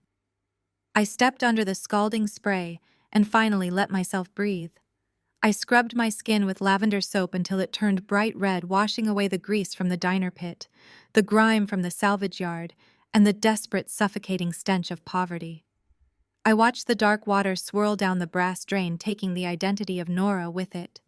I stood there until the chemical burns on my hands ached, letting the heat thaw the ice that had settled deep into my bones. When I finally stepped out and wrapped myself in a thick, heated robe, I wiped the steam from the mirror. The hollow, haunted girl was gone. My cheekbones were still sharp, my frame still lean from starvation, but my eyes were different. They were cold, calculating, and entirely fearless. I ordered room service using the black corporate card, a heavy cut of medium-rare steak, roasted vegetables, and a pot of rich black coffee. When the silver card arrived, I forced myself to eat slowly. Every instinct screamed at me to devour the food like a feral animal in an alleyway, but I deliberately cut small, precise pieces. I chewed with methodic control. I was reclaiming my humanity one bite at a time. The calories hit my system like a shockwave, reigniting the dormant neural pathways in my brain. By the time Mrs. Halloway returned, accompanied by a boutique associate carrying garment bags, I was sitting at the glass table, my posture rigid and commanding. We discarded the oversized wool beanie and the boots held together by duct tape. I changed into a tailored dark crimson pantsuit with a razor-sharp cut that demanded absolute authority. The soft fabric armored my bruised body. I slipped into a pair of black stiletto heels, testing my balance. The slight limp from standing on concrete floors remained, but wrapped in designer silk and leather, it no longer looked like an injury. It looked like a battle scar. I turned to face Mrs. Halloway. She gave a slow, approving nod. The transition was complete. I was a CEO ready for war. We sat down at the table, opening the secure laptop. Mrs. Halloway inserted an encrypted drive to establish a secure, untraceable connection to her firm's private servers. The screen glowed to life, displaying the labyrinth of corporate accounts tied to the B Legacy Trust. For the next 3 hours, my fingers flew across the keyboard. My mind, previously trapped in a survival loop, eagerly devoured the complex data models and legal jargon. It felt like breathing pure oxygen. I reviewed the holding company structures, verifying the land deeds, and the massive corporate leases my father had foolishly signed. I initiated the digital transfers, authorizing my biometric signature across dozens of high-security banking portals. With every click of the mouse, I legally siphoned the power out of Franklin's hands and into my own. I watched the ownership percentages shift on the digital ledgers in real time. 51% of the holding company officially registered under my name. I was now the undisputed landlord of his entire manufacturing empire. I controlled the ground beneath his factories. I owned the lease to his extravagant Winnetka estate. Next, I plugged in the black USB drive containing his financial autopsy. The sheer volume of Franklin's arrogance was staggering. Spreadsheets detailed millions of dollars funneled through offshore shell companies. He had falsified depreciation reports on his factory equipment to dodge federal taxes and double-booked his inventory to inflate his corporate valuation. He had used the land he did not own as collateral to secure high-risk loans from 3 major Chicago banks. He was bleeding cash, surviving purely on a manufactured illusion of wealth. His entire operation was a fraudulent house of cards resting on a ticking time bomb. "We need to corner him completely," I told Mrs. Halloway, highlighting a massive balloon payment Franklin owed to a private equity firm in less than 2 weeks. "If we just evict him, he will file for bankruptcy protection and tie us up in litigation for years while he hides his remaining assets. He will play the victim to his wealthy friends and find a new way to float his lifestyle. We cannot leave him a single legal loophole." Mrs. Halloway tapped her pen against a printed ledger. "If we quietly purchase his outstanding debt from these 3 banks, you become his sole primary creditor. When you activate the eviction clause due to his tax delinquency, he will technically be defaulting on the loans you now own." I smiled, the sheer mathematical brutality of the plan locking into place. We buy the debt. We control the land. We hold the evidence of federal tax evasion. He will have 0 leverage, 0 capital, and 0 chance of avoiding prison. I closed the laptop, my mind already moving to the next crucial step. But to execute this flawlessly, we need an inside man. We need someone sitting at Franklin's table who can authorize the transfer of that debt without raising any red flags in his accounting department. I reached for my newly activated smartphone, pulling up a number I had memorized but had not dialed in 5 years. "It is time to make a phone call to my brother-in-law." I dialed Terrence on his private line, the one Gwen never checked. The phone rang twice before he answered. His voice was clipped and professional, expecting a wealthy client. "I need you to listen to me very carefully," I said, keeping my voice steady. "Do not say my name out loud." A sharp intake of breath hissed through the receiver. I could picture him standing in his glass-walled office at Miller Holdings, freezing in place. "I am listening," Terrence replied, his tone shifting instantly to a low-guarded whisper. "Get a burner phone. Meet me at the underground parking garage beneath the Roosevelt station in exactly 1 hour. Come alone. Make sure you are not followed." I hung up before he could ask questions. I knew he would come. That single glance we shared a year ago in the dining room was a silent pact. He had been waiting for a lifeline, and I was throwing him a reinforced steel cable. The parking garage was damp and echoed with the distant rumble of subway trains. I stood leaning against a concrete pillar wrapped in my dark crimson trench coat. A black sedan rolled into the structure, its headlights cutting through the gloom. Terrence parked 2 spaces away, stepped out and looked around cautiously. When his eyes locked onto me, he stopped dead in his tracks. He expected the starved, broken girl who had been shoved out into the rain. He did not expect the woman staring back at him with predatory calm.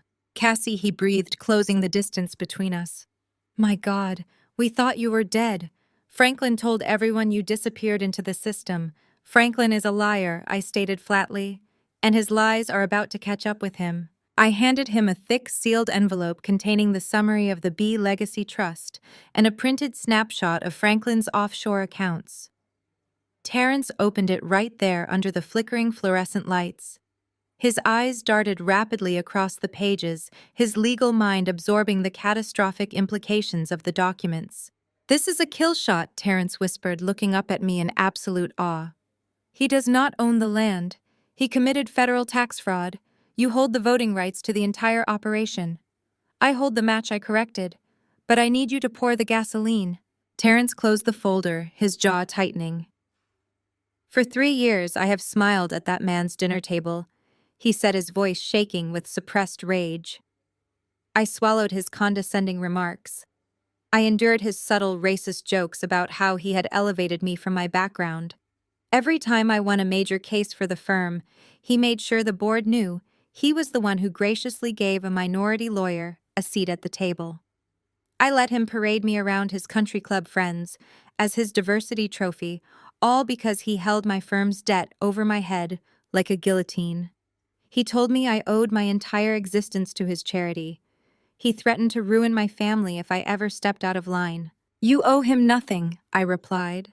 "He engineered your firm's financial crisis just like he engineered my unemployment. He creates dependencies to trap people and feed his narcissistic ego. But if you help me execute this transfer, your debt to him vanishes today. I will wipe your ledger clean. You will walk away with your law firm fully independent and your dignity fully restored." Terrence did not hesitate. He reached out and shook my hand, sealing our alliance. "Tell me exactly what you need." We moved to a secure conference room Mrs. Halloway had rented under a dummy corporation. Over the next 48 hours, Terrence proved why he was one of the most brilliant corporate attorneys in Chicago. Using his top-level executive clearance at Miller Holdings, he began quietly moving the chess pieces, while Franklin was busy preparing for his massive anniversary gala. Terrence provided Mrs. Halloway and me with direct access to Franklin's lender portfolios. Because Franklin trusted Terrence to manage his legal liabilities, Terrence was able to authorize the sale of Franklin's outstanding corporate debt to an anonymous private equity firm. That firm was, of course, entirely controlled by me. We bought up the loans for pennies on the dollar, as the banks were already growing terrified of Franklin's hidden insolvency. Next, Terrence buried a crucial notification deep within a stack of routine compliance paperwork and environmental impact assessments. It was the formal legal notice of the holding company's ownership transfer disguised as a standard zoning update. Franklin, notoriously arrogant and averse to reading fine print, signed the document without a second glance. By stamping his signature on that specific page, he legally acknowledged me as his primary creditor and his landlord. He waived his right to dispute the eviction process. The trap was officially set, and the target had locked himself inside a cage of his own making. "He is completely oblivious," Terrence said late Thursday night, rubbing his tired eyes as he closed his laptop. He spent the entire afternoon yelling at event planners about the floral arrangements for the gala. He has no idea the ground beneath him has already collapsed. "He will know soon enough," I replied, watching the final confirmation of the debt transfer hit my secure inbox. "We have the land, we have the debt, we have the tax records." Terrence stood up, packing his briefcase with a renewed sense of purpose. "I have drafted my resignation letter. I am leaving it on his desk the moment the federal agents walk into that ballroom. I want to look him in the eye when he realizes the black man he treated as a token just orchestrated his legal execution. We are going to give him a night he will never forget, I promised." Everything was perfectly aligned.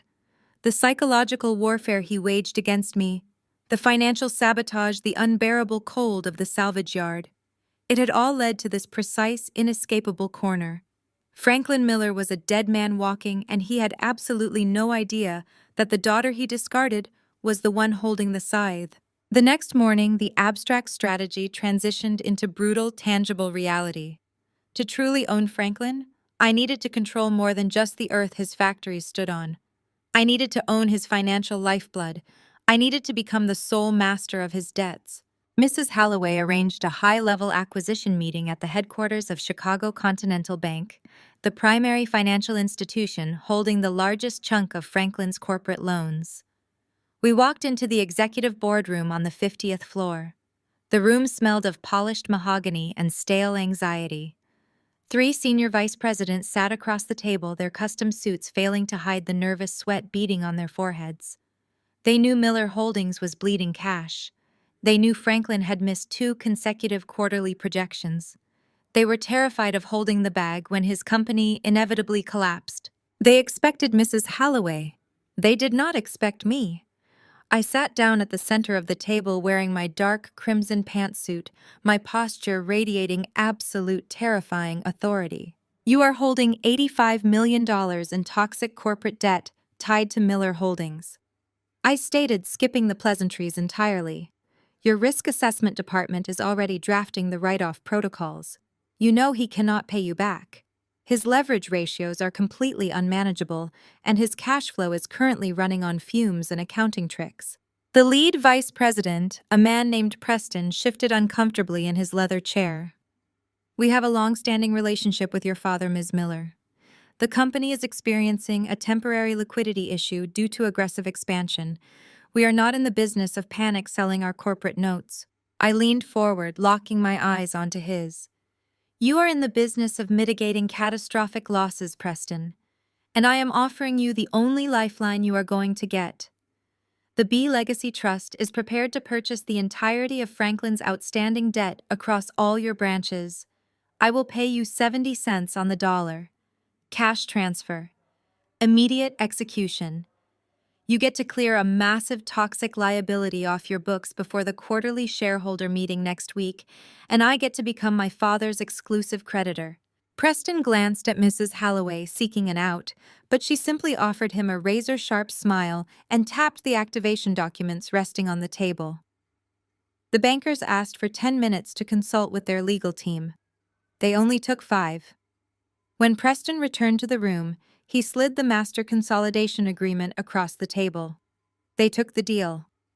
They gladly handed over the keys to my father's kingdom just to save their own quarterly bonuses.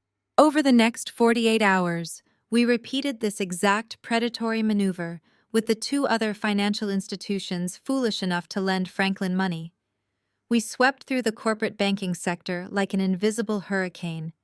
By Friday afternoon, I had systematically bought up every single promissory note, every line of credit, and every equipment financing lease tied to Miller Holdings. The sheer scale of his arrogance was neatly documented in the ledgers I now owned. Franklin had borrowed against the manufacturing plants. He had borrowed against the delivery fleets. He had even leveraged the employee pension matching funds to finance his aggressive narcissistic takeovers of smaller competitors. He was a corporate parasite draining the life out of his own infrastructure to maintain the illusion of unlimited power. And now I held the leash. I sat in the penthouse suite, watching the digital confirmations light up my secure laptop screen. The total consolidated debt was a staggering $140 million. I traced my finger over the glowing numbers. I remembered standing in the freezing rain on the salvage yard concrete, frantically counting crumpled $1 bills to see if I could afford a stale loaf of bread. I remembered the exact tone of Eleanor's voice when she shoved that single $200 bill into my damp blazer, telling me that was exactly what I was worth. The juxtaposition of that starving girl and the woman currently moving hundreds of millions of dollars with a single keystroke was intoxicating. It fueled a dark, burning satisfaction deep in my chest. My phone vibrated on the glass table. It was an encrypted message from Terrence. He was inside the Miller Holdings executive suite, feeding me real-time updates on the internal panic I was quietly orchestrating. Message received. The vice president of operations just ran into Franklin's office, looking like he saw a ghost. A vendor for the anniversary gala requested an additional $50,000 deposit for the catering, and the corporate card was declined. Franklin is screaming at the accounting department right now. He thinks it is a banking error. I typed my response quickly. What did you tell him? Terrence replied instantly. I expertly fed his delusion. I told him our primary bank is undergoing a massive server migration and several corporate accounts were temporarily flagged by the automated fraud system. I assured him I would handle the legal paperwork to unfreeze it by Monday. He bought it completely. He is too arrogant to believe he is actually broke. Keep him blind until tomorrow night, I instructed. The trap springs at the gala. I closed the messaging app and opened the final legal covenant of the consolidated debt portfolio. I reviewed the acceleration clauses with Mrs. Halloway. Because I now owned the entirety of his debt, I possessed the absolute legal right to demand immediate repayment in full the moment a breach of contract occurred. The tax evasion evidence sitting on the black USB drive was the ultimate breach. When I handed that drive over to the federal agents, the acceleration clause would trigger automatically. Franklin would owe me $140 million instantly in cash. When he inevitably failed to produce the money, I had the legal authority to seize everything. I would seize the corporate headquarters. I would seize the offshore accounts. I would seize the Winnetka estate. I would strip him of his title, his assets, and his freedom in a single devastating sequence. I walked over to the floor-to-ceiling windows of the penthouse and looked out over the glittering Chicago skyline. The city that had once tried to freeze me to death now felt entirely conquerable. My father had built his empire on manipulation, theft, and the systematic abuse of anyone who dared to challenge his authority. He thought he had buried me alive. He did not realize I was a seed. Tomorrow night, the elite of Chicago would gather to celebrate his 40 years of absolute control. They would wear their designer gowns and sip their expensive champagne, entirely oblivious to the fact that the man they were toasting was already financially dead. The weapon was fully loaded, the legal snare was tightly fastened, and I was ready to pull the trigger. The grand ballroom of the Drake Hotel was a monument to excess dripping in gold leaf and illuminated by towering crystal chandeliers that cast a harsh, glittering light over the elite of Chicago. Franklin had spared absolutely no expense for his 40th wedding anniversary. The room was packed with politicians, hedge fund managers, and socialites, all wearing forced smiles and designer gowns, completely oblivious to the fact that they were dancing on the deck of a sinking ship. I waited in the shadowed alcove just outside the main ballroom doors. Mrs. Halloway stood to my right, her posture rigid and professional, gripping her leather briefcase like a loaded weapon.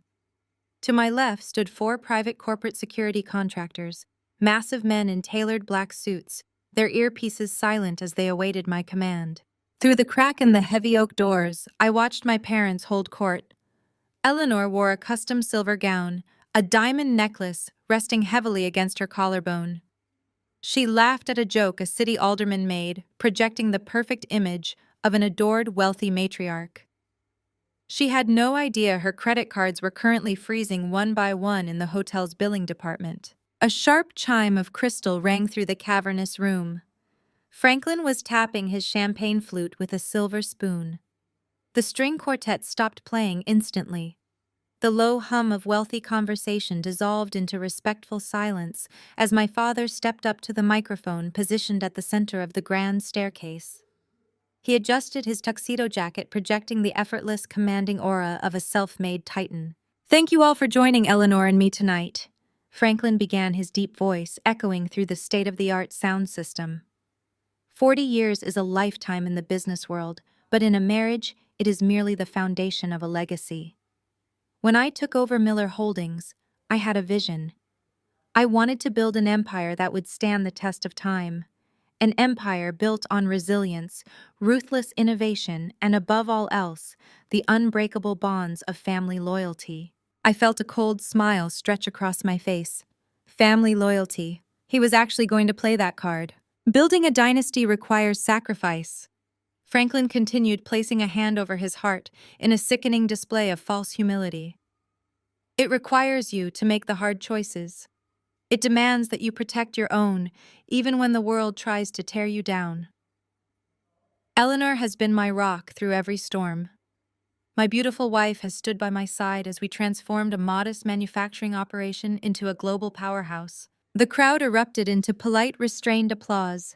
Eleanor beamed, absorbing the adulation like a sponge.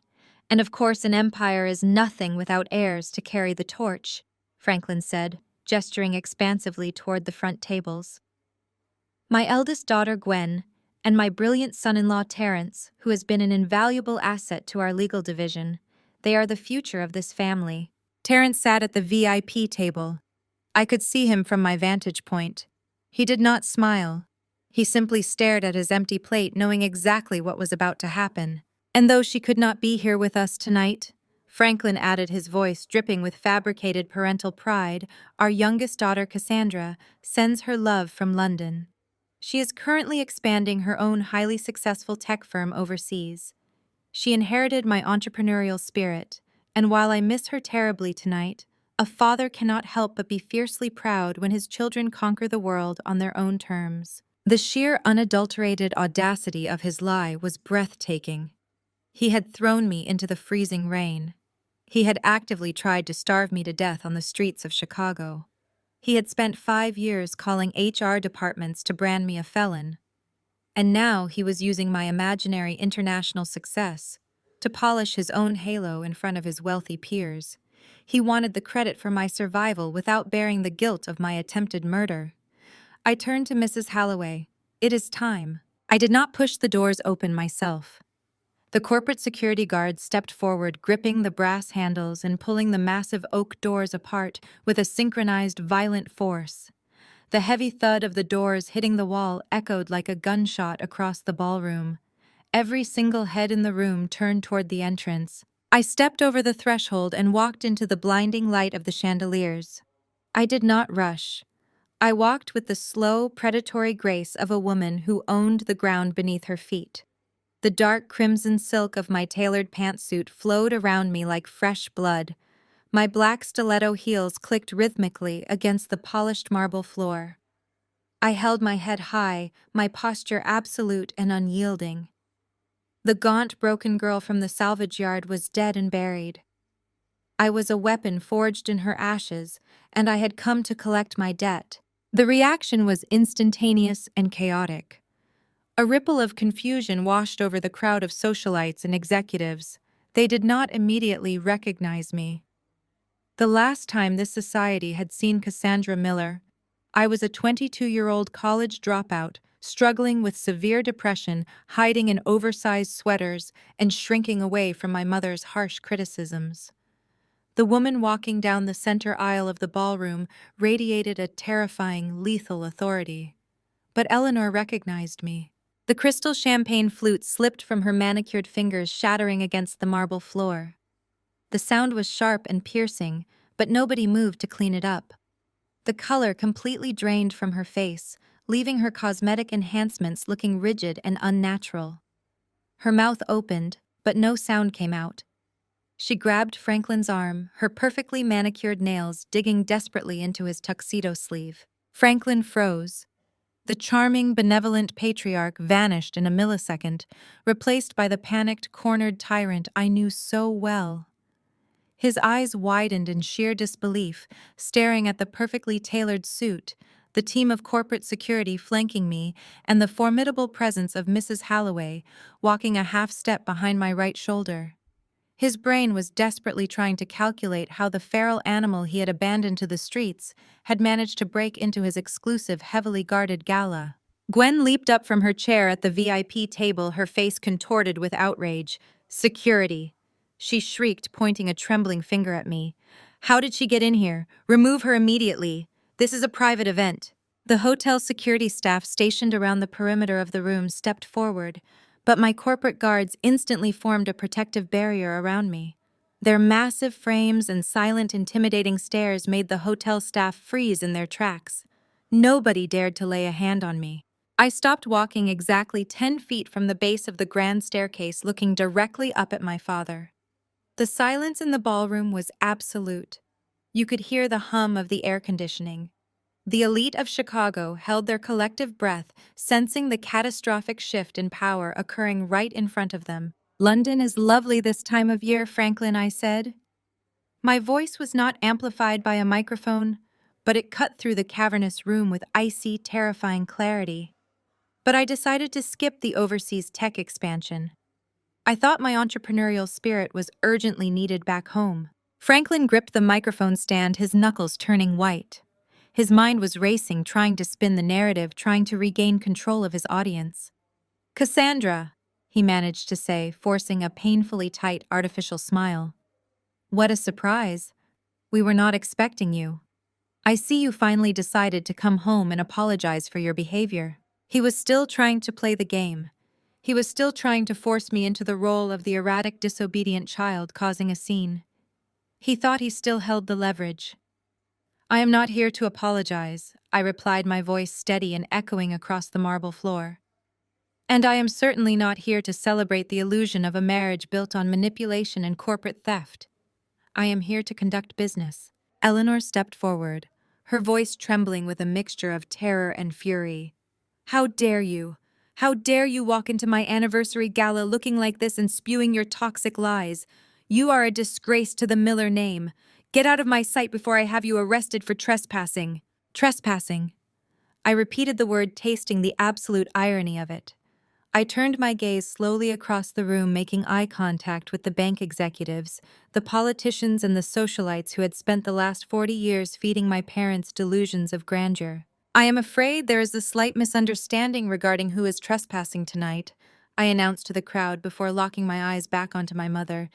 "This hotel is paid for by the Miller Holdings corporate expense account. An account that was officially frozen by the primary lenders at exactly 6 o'clock this evening due to massive insolvency.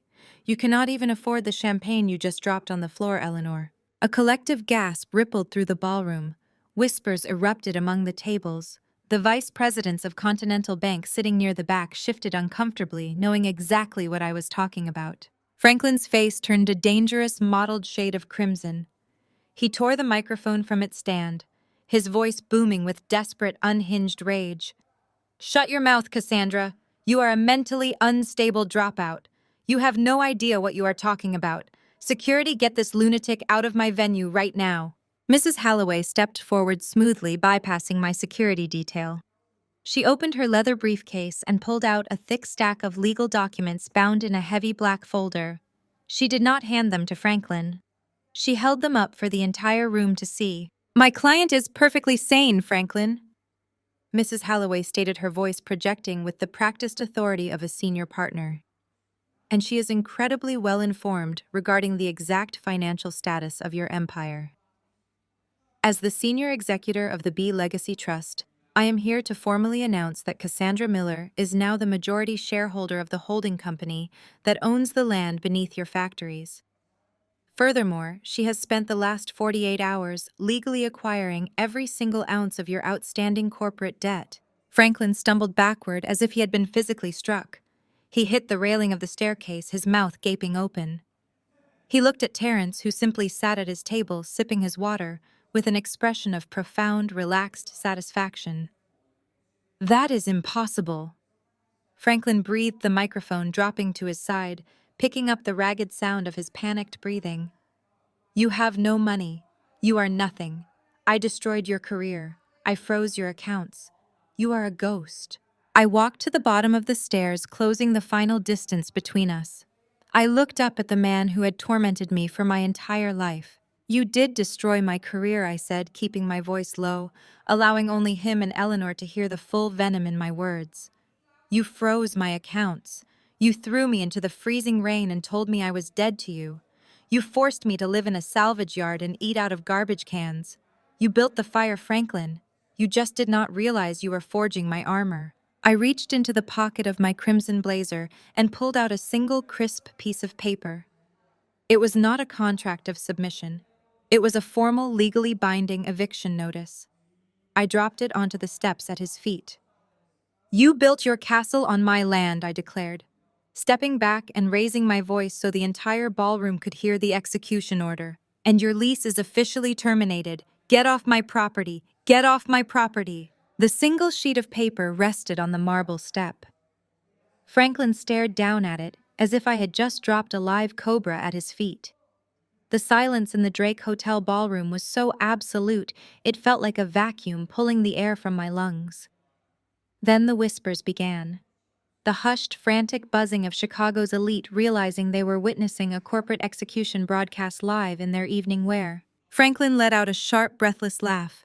It was a desperate attempt to dismiss the reality staring him in the face. "This is a forgery," he shouted, pointing a shaking finger at me. "You printed a fake document to cause a scene. Security, grab that piece of paper and throw it in the trash where it belongs." None of the hotel staff moved. My corporate guards took a synchronized half-step forward, a silent warning that anyone approaching me would be neutralized instantly. Mrs. Halloway stepped into the light, her voice projecting with icy precision. That document is filed with the Cook County Clerk. It bears the official seal of the state. As of 9 o'clock this morning, the 99-year commercial lease held by Miller Holdings was terminated with extreme prejudice. Franklin gripped the mahogany railing of the staircase, his knuckles white. I built this company. He snarled, saliva flying from his lips. I own the factories. I own the distribution centers. I own the estate in Winnetka. You cannot evict a man from his own empire. You never owned the empire, Franklin. I replied, my voice steady and resonant. You only rented it, and you were a terrible tenant. And you. I took a slow step up the stairs, forcing him to look down into the eyes of the daughter he had tried to destroy. Grandma Beatrice knew exactly what you were. A parasite masking as a visionary. Before she stepped down, she quietly severed the real estate from the corporate entity.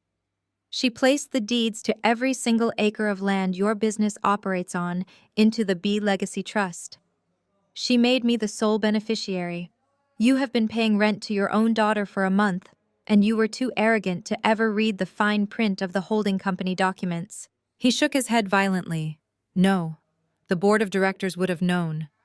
Terrence reviews all my compliance contracts. I glanced over at Terrence.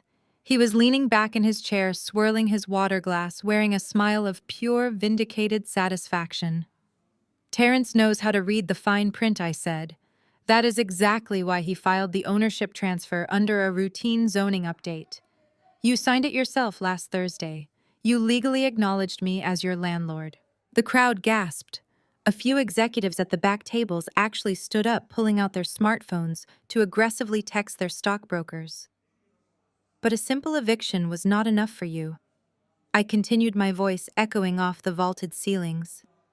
You needed a masterclass in ruin. You needed to feel the absolute desperation you forced onto me.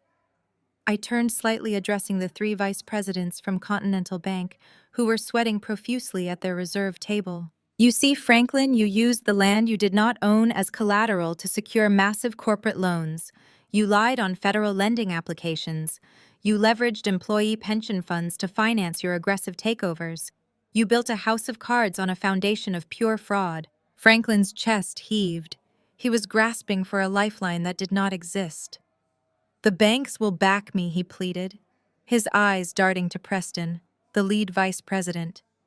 Preston, tell her. We have a 30-year relationship. Continental Bank will not call in those loans. Preston refused to make eye contact. He stared firmly at his expensive dessert plate. Continental Bank no longer owns your loans, I stated, delivering the killing blow. I do. Franklin froze, the remaining color draining from his face until he looked like a wax figure. I used the capital from the B Legacy Trust to purchase every single ounce of your outstanding corporate debt across all your lenders, I explained, enunciating every syllable so the entire room could hear the mechanics of his destruction. I bought it for 70 cents on the dollar because your lenders knew you were completely insolvent. I am your sole creditor, Franklin. You owe me $140 million. He stumbled back, hitting the wall of the staircase. And because you missed your federal tax filing last month due to your hidden cash flow crisis, I continued, stepping closer until I could see the sweat dripping down his temples. You triggered the acceleration clause in those promissory notes. The entire balance is due immediately, right now, in cash. I paused, letting the devastating silence hang in the air. But we both know you do not have the cash, I whispered, leaning in, so only he could hear the final judgment. You are bankrupt. Your credit is frozen. Your company is effectively seized. And the mansion you sleep in belongs to me. You have absolutely nothing. A loud, dramatic sob broke the silence. Eleanor pushed her way to the front of the staircase. Her silver gown shimmered, but her carefully constructed socialite facade had completely collapsed. She fell to her knees on the marble steps, her diamond necklace catching the light as she reached out with trembling hands. Cassandra, please. Eleanor wept, her voice trembling with theatrical agony. She was performing for the crowd, trying to hijack the narrative by playing the devastated, abused mother. Look at what you are doing to your family. Look at what you are doing to your own flesh and blood. She grabbed the hem of my crimson blazer, her fake tears streaming down her face and ruining her expensive cosmetics. We are your parents. We raised you. We gave you everything. We only wanted you to be strong. We only wanted to protect you from a cruel world. You cannot do this to us. You cannot throw your own mother out into the street. Have some mercy, Cassie. I am begging you. Look at my heart breaking for you. The ballroom shifted uncomfortably. A few of Eleanor's wealthy friends murmured in sympathy, manipulated by her flawless performance of a tragic matriarch, begging a ruthless corporate raider for her life. I looked down at her hands clutching my jacket. I did not pull away immediately. I let her hold on, letting the entire room witness her pathetic, desperate display. Then slowly and deliberately, I reached into the breast pocket of my suit. I pulled out a single crisp paper bill. It was the exact same $200 bill she had shoved into my damp clothes a year ago. I had kept it. I had preserved it through the starving nights in the station wagon, through the brutal shifts scrubbing floors, through the fevers and the freezing Chicago winds. It was folded neatly, a tangible monument to her cruelty. I looked down into Eleanor's tear-streaked face. The crying stopped instantly as she recognized the bill. Her eyes widened in absolute terror. "Mercy," I repeated, my voice dropping to a dangerous, icy whisper that carried through the silent ballroom. "That is a fascinating word for you to use, Eleanor. Let us talk about mercy." I held the bill up to the chandelier light. "A year ago, you threw me out of your house into a freezing torrential rainstorm. My father had just frozen all my bank accounts and canceled my phone. I had no coat. I had no transportation.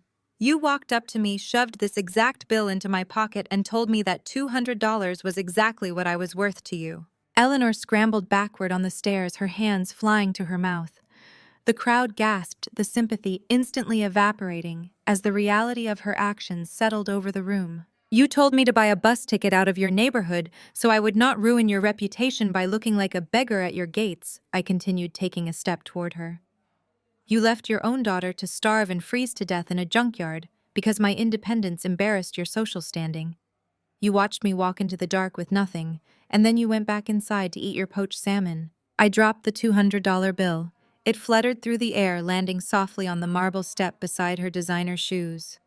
"Consider that your parting gift," I stated, my voice echoing with final, absolute authority. "Use it to buy a bus ticket out of my neighborhood.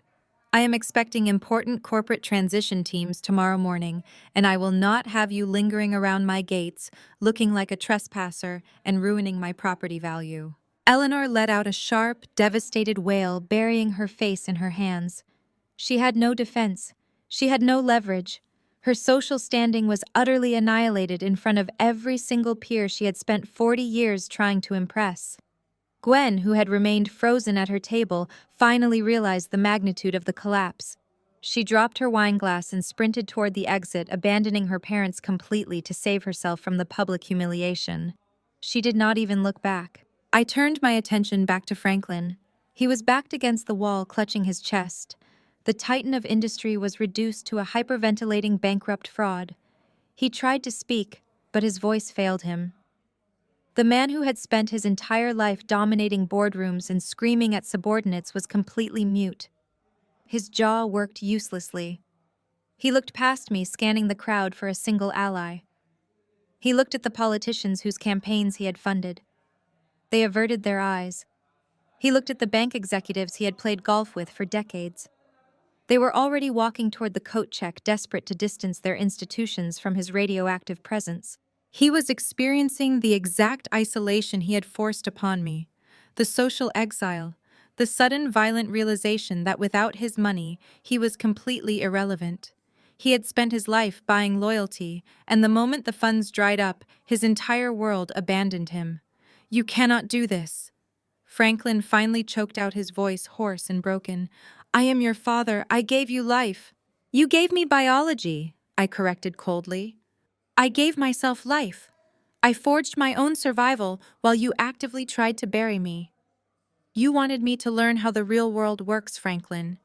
You wanted me to understand the brutal realities of power and capital. Well, consider this your masterclass.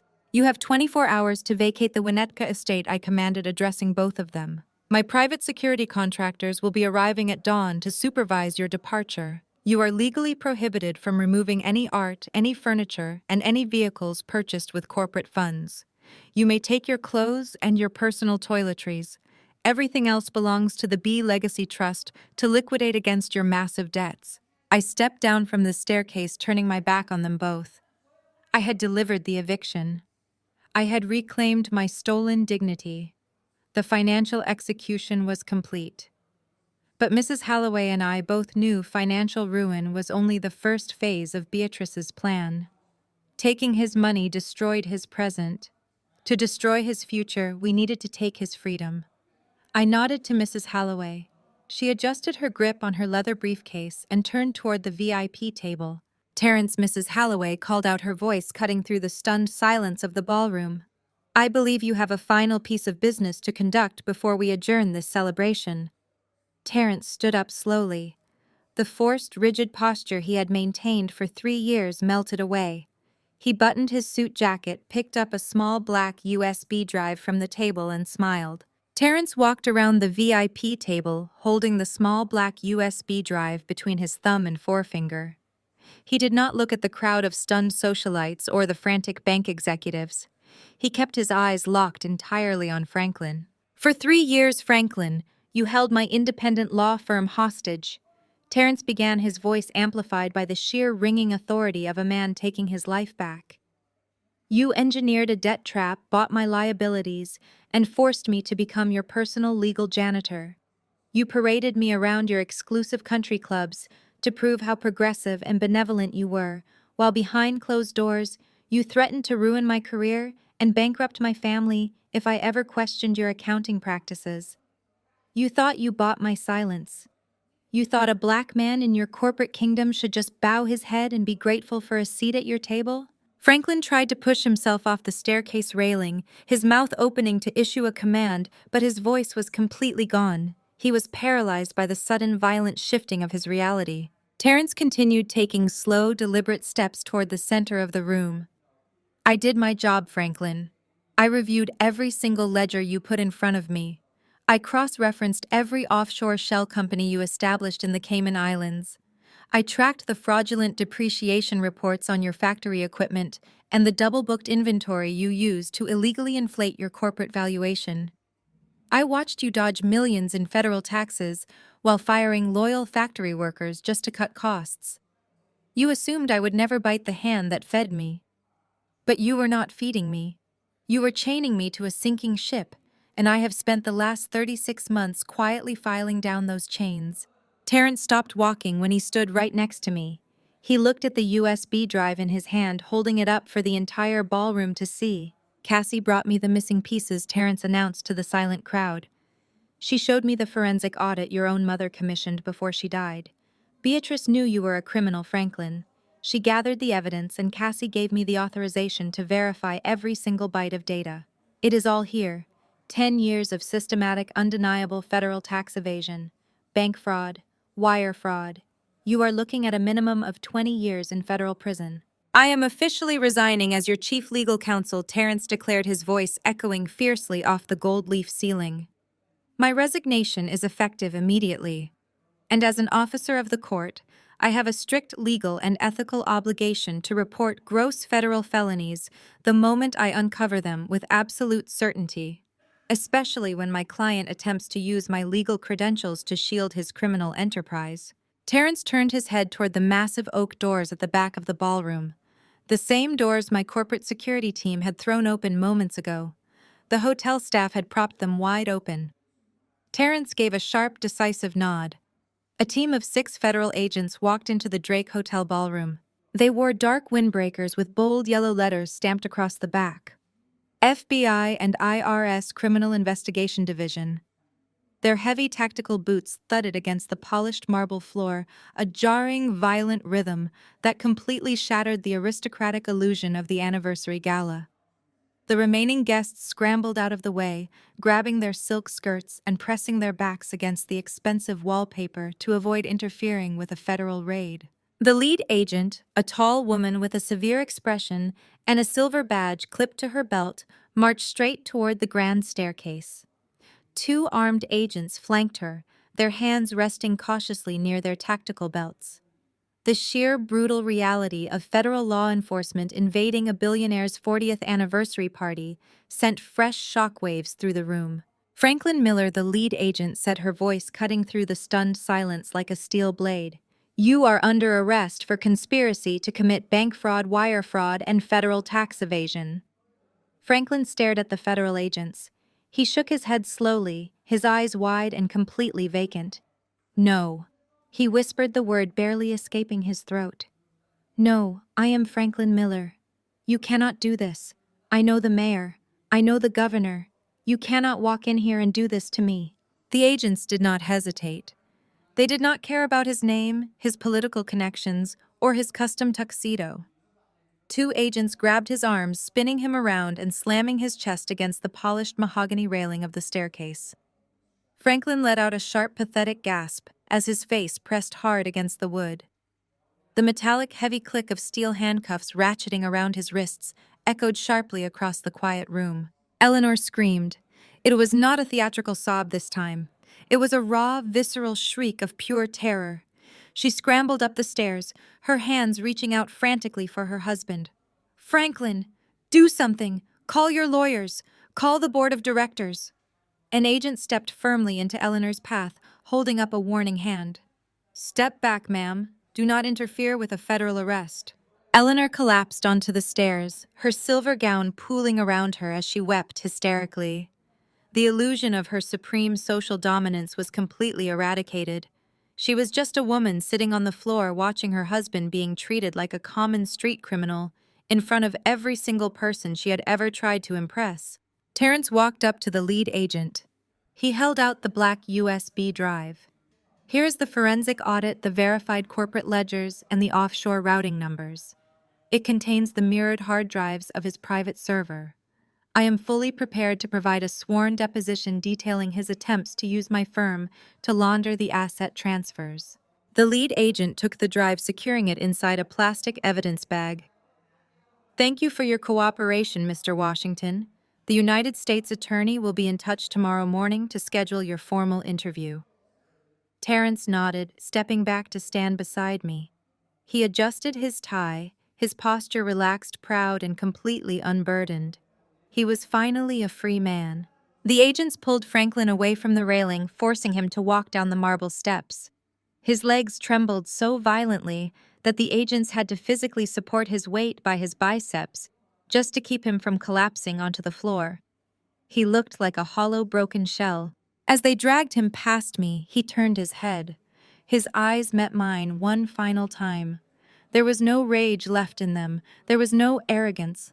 There was only absolute, paralyzing terror. He finally understood that he had lost absolutely everything. He was looking at the daughter he threw away, realizing she was the sole architect of his total annihilation. I did not smile. I did not gloat. I simply stared back at him with cold, empty eyes, watching as the agents marched him down the center aisle, out of the grand ballroom and into the dark Chicago night. The heavy oak doors swung shut, sealing the ballroom behind the federal agents.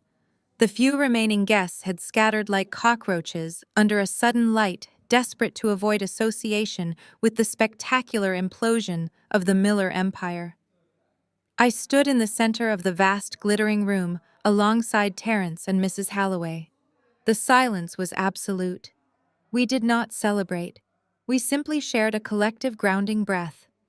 The fortress had been breached, the tyrant dethroned, and the long, agonizing war was finally over.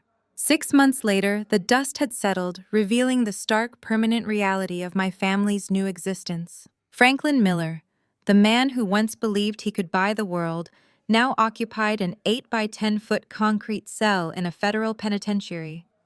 The trial had been remarkably brief. Faced with the mountain of forensic evidence gathered by my grandmother and verified by Terrence Franklin's high-priced defense team, had urged him to take a plea deal. The prosecution rejected it.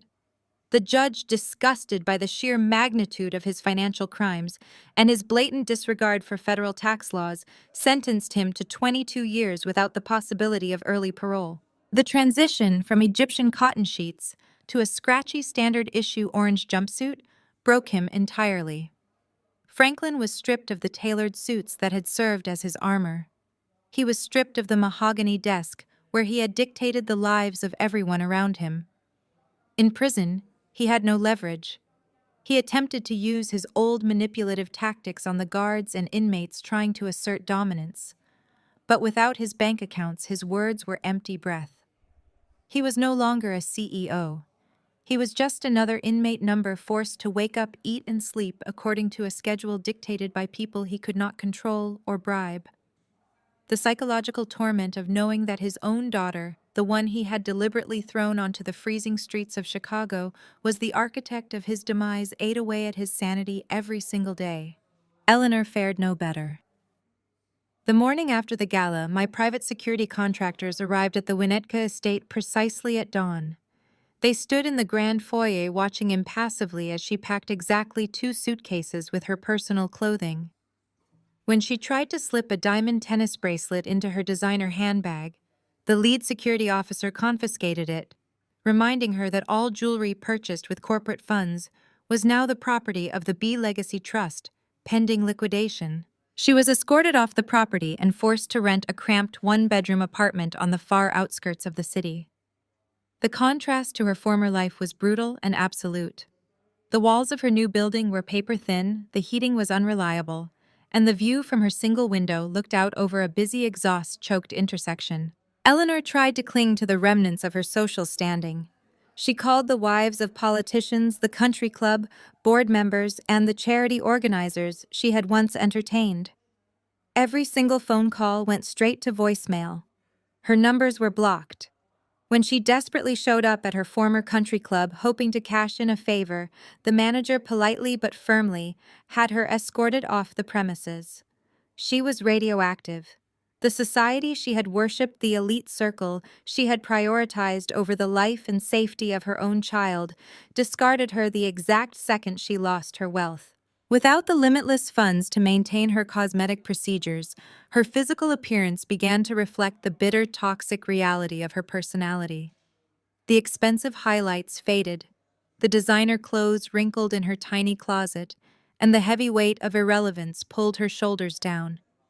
She spent her days sitting in a cheap armchair, staring at the peeling paint on her apartment wall, utterly alone and consumed by the deafening silence of a phone that never rang. Terrence, however, experienced a breathtaking renaissance. The morning after the gala, he filed his formal resignation and finalized his divorce from Gwen. She had proven herself to be just as superficial and complicit as her parents abandoning him the moment the money dried up. Terrence did not mourn the loss of a marriage that had always been a transactional prison. Free from Franklin's suffocating debt and racist manipulative oversight, Terrence opened his own independent practice, Washington and Associates, right in the heart of downtown Chicago. The news of his integrity, his role in exposing a massive federal fraud operation, and his sheer legal brilliance spread like wildfire through the corporate sector. Clients flocked to his firm. Ethical businesses, emerging tech startups, and major corporations wanted a lawyer who could not be bought or intimidated. I visited his office on the day of his grand opening. The space was bright, modern, and filled with vibrant art. Terrence stood behind a sleek glass desk, looking 10 years younger. The heavy burden of survival had been lifted from his broad shoulders. We shared a quiet, knowing smile. He was no longer the token diversity hire trapped at a toxic dining table. He was the master of his own destiny, a highly respected founder building a legacy on his own terms. We had both walked through the fire, and we had both emerged completely unbreakable. I left Terrence in his bright, art-filled office and stepped out into the crisp Chicago afternoon. The city air no longer felt like a threat. It felt like an open invitation. A private car waited for me at the curb, its driver opening the door with a respectful nod. I slid into the soft leather interior, giving the address to my new residence. I was not going back to a cramped apartment, and I was certainly never going near a salvage yard again. The black town car pulled up to a soaring, glass-fronted high-rise in the Gold Coast district. The concierge greeted me by name, handing me a sleek black keycard that granted me exclusive access to the top floor. The private elevator ascended swiftly, leaving the noise of the street far below. When the polished metal doors slid open, I stepped directly into the foyer of my new penthouse. The space was breathtaking. Floor-to-ceiling windows wrapped around the entire perimeter, flooding the expansive living area with natural light. The floors were polished dark hardwood, contrasting perfectly with the minimalist modern furniture. A massive marble kitchen island sat at the heart of the open floor plan. But the most striking feature was the absolute profound silence. There was no rattling wind, no sirens, no harsh voices demanding I leave a public lobby. There was only the quiet hum of the climate control system keeping the air at a perfect, unwavering 72 degrees. I dropped my briefcase onto the entryway table and kicked off my stiletto heels. I walked barefoot across the smooth, heated floors, grounding myself in the physical reality of my new domain. The heat radiating into my soles was a stark, beautiful contrast to the memory of freezing in waterlogged boots. I walked straight to the expansive glass wall and placed my palms flat against the cool pane. Below me, the city of Chicago sprawled out in every direction, a massive grid of concrete steel and flashing lights. A year ago, I was trapped in the darkest, most dangerous veins of that grid. I had looked up at towers exactly like this one from the frozen pavement, my body shivering violently under a filthy sleeping bag, wondering if the people living in the sky even knew about the monsters that existed on the ground. My father had thrown me into the gutter because he believed the cold would break me. He believed that stripping away my comfort would force me to crawl back to him and surrender my autonomy. He fundamentally misunderstood the nature of trauma. He thought he was burying me in the dirt. He did not realize he was planting me. The hunger, the exhaustion, the chemical burns on my hands from the diner sink, they were not punishments. They were the extreme, brutal conditioning required to sever my emotional dependency on toxic people. While I was scrubbing floors and hoarding cash, my mind had become an impenetrable fortress. I learned how to calculate risk without emotion. I learned how to spot a predator from a mile away. I learned that true power does not come from a family name or an unearned inheritance. True power comes from surviving the absolute worst the world can throw at you and deciding that you are going to be the one who throws the next punch. I turned away from the window and walked toward the sleek dining table. Resting in the center of the glass surface was a small familiar object, a silver vintage pocket watch with a cracked glass face. Mrs. Holloway had left it there for me earlier in the day. Beside it sat a fresh artisan sourdough cake from a local bakery, accompanied by a handwritten note on heavy cardstock. I picked up the note. The elegant script read, "Freedom is never free, Cassandra, but it is worth every single penny. Beatrice would be profoundly proud of the empire you are building. Welcome to the top." I picked up the pocket watch and held it to my ear, listening to the steady rhythmic ticking of the gears inside. My grandmother had played the long game. She had known that breaking a generational curse required more than just cutting ties. It required a complete demolition of the existing structure so a new one could be built from the ashes. She provided the blueprint, but I had to be the one to execute it. I was no longer just a survivor. A survivor simply escapes the fire. A titan takes control of the flames. I held 51% of a massive industrial holding company. I had the capital to completely restructure the supply chains, to implement the predictive algorithms I had designed, and to run the corporation with ruthless efficiency and absolute integrity. I was going to officially rebrand the company under the B Legacy name. I was going to pay the factory workers a thriving wage. I was going to tear out the rot my father had planted and replace it with a system that actually generated value instead of just extracting it from vulnerable people. I walked back to the glass wall, holding the silver pocket watch tightly in my hand.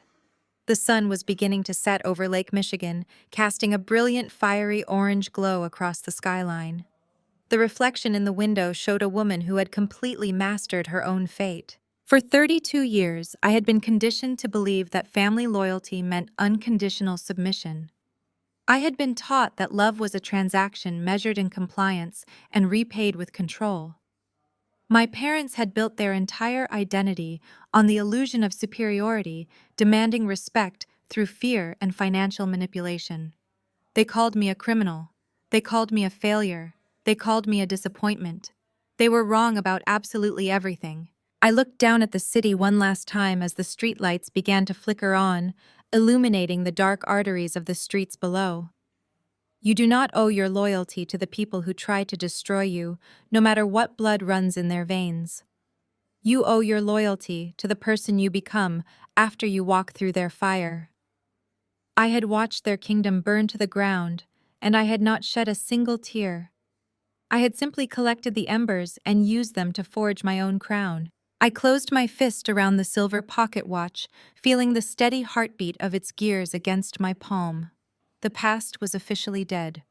The future belonged entirely to me. The story of Cassie teaches us a profound and difficult truth about human relationships. Biological ties do not obligate you to endure systemic abuse. For a long time, society has conditioned us to believe that family loyalty requires unconditional submission and endless forgiveness regardless of the emotional pain inflicted upon us. However, this narrative powerfully shatters that dangerous illusion. The ultimate lesson is that true strength is not found in silently enduring toxicity, but in the fierce courage to walk away and forge your own independent path. When the people who are supposed to protect you actively plot your destruction, your survival becomes an act of rebellion. Cassie's journey through the brutal reality of homelessness to absolute financial triumph demonstrates that the hardships forced upon us do not have to define our inherent worth. Instead, they can become the very crucible that hardens our resolve. We learn that we hold the absolute power to break generational curses simply by refusing to participate in them. You are never merely a helpless victim of your circumstances, but the powerful architect of your own empire. Stop waiting for toxic people to change, and start building a life where their approval no longer matters.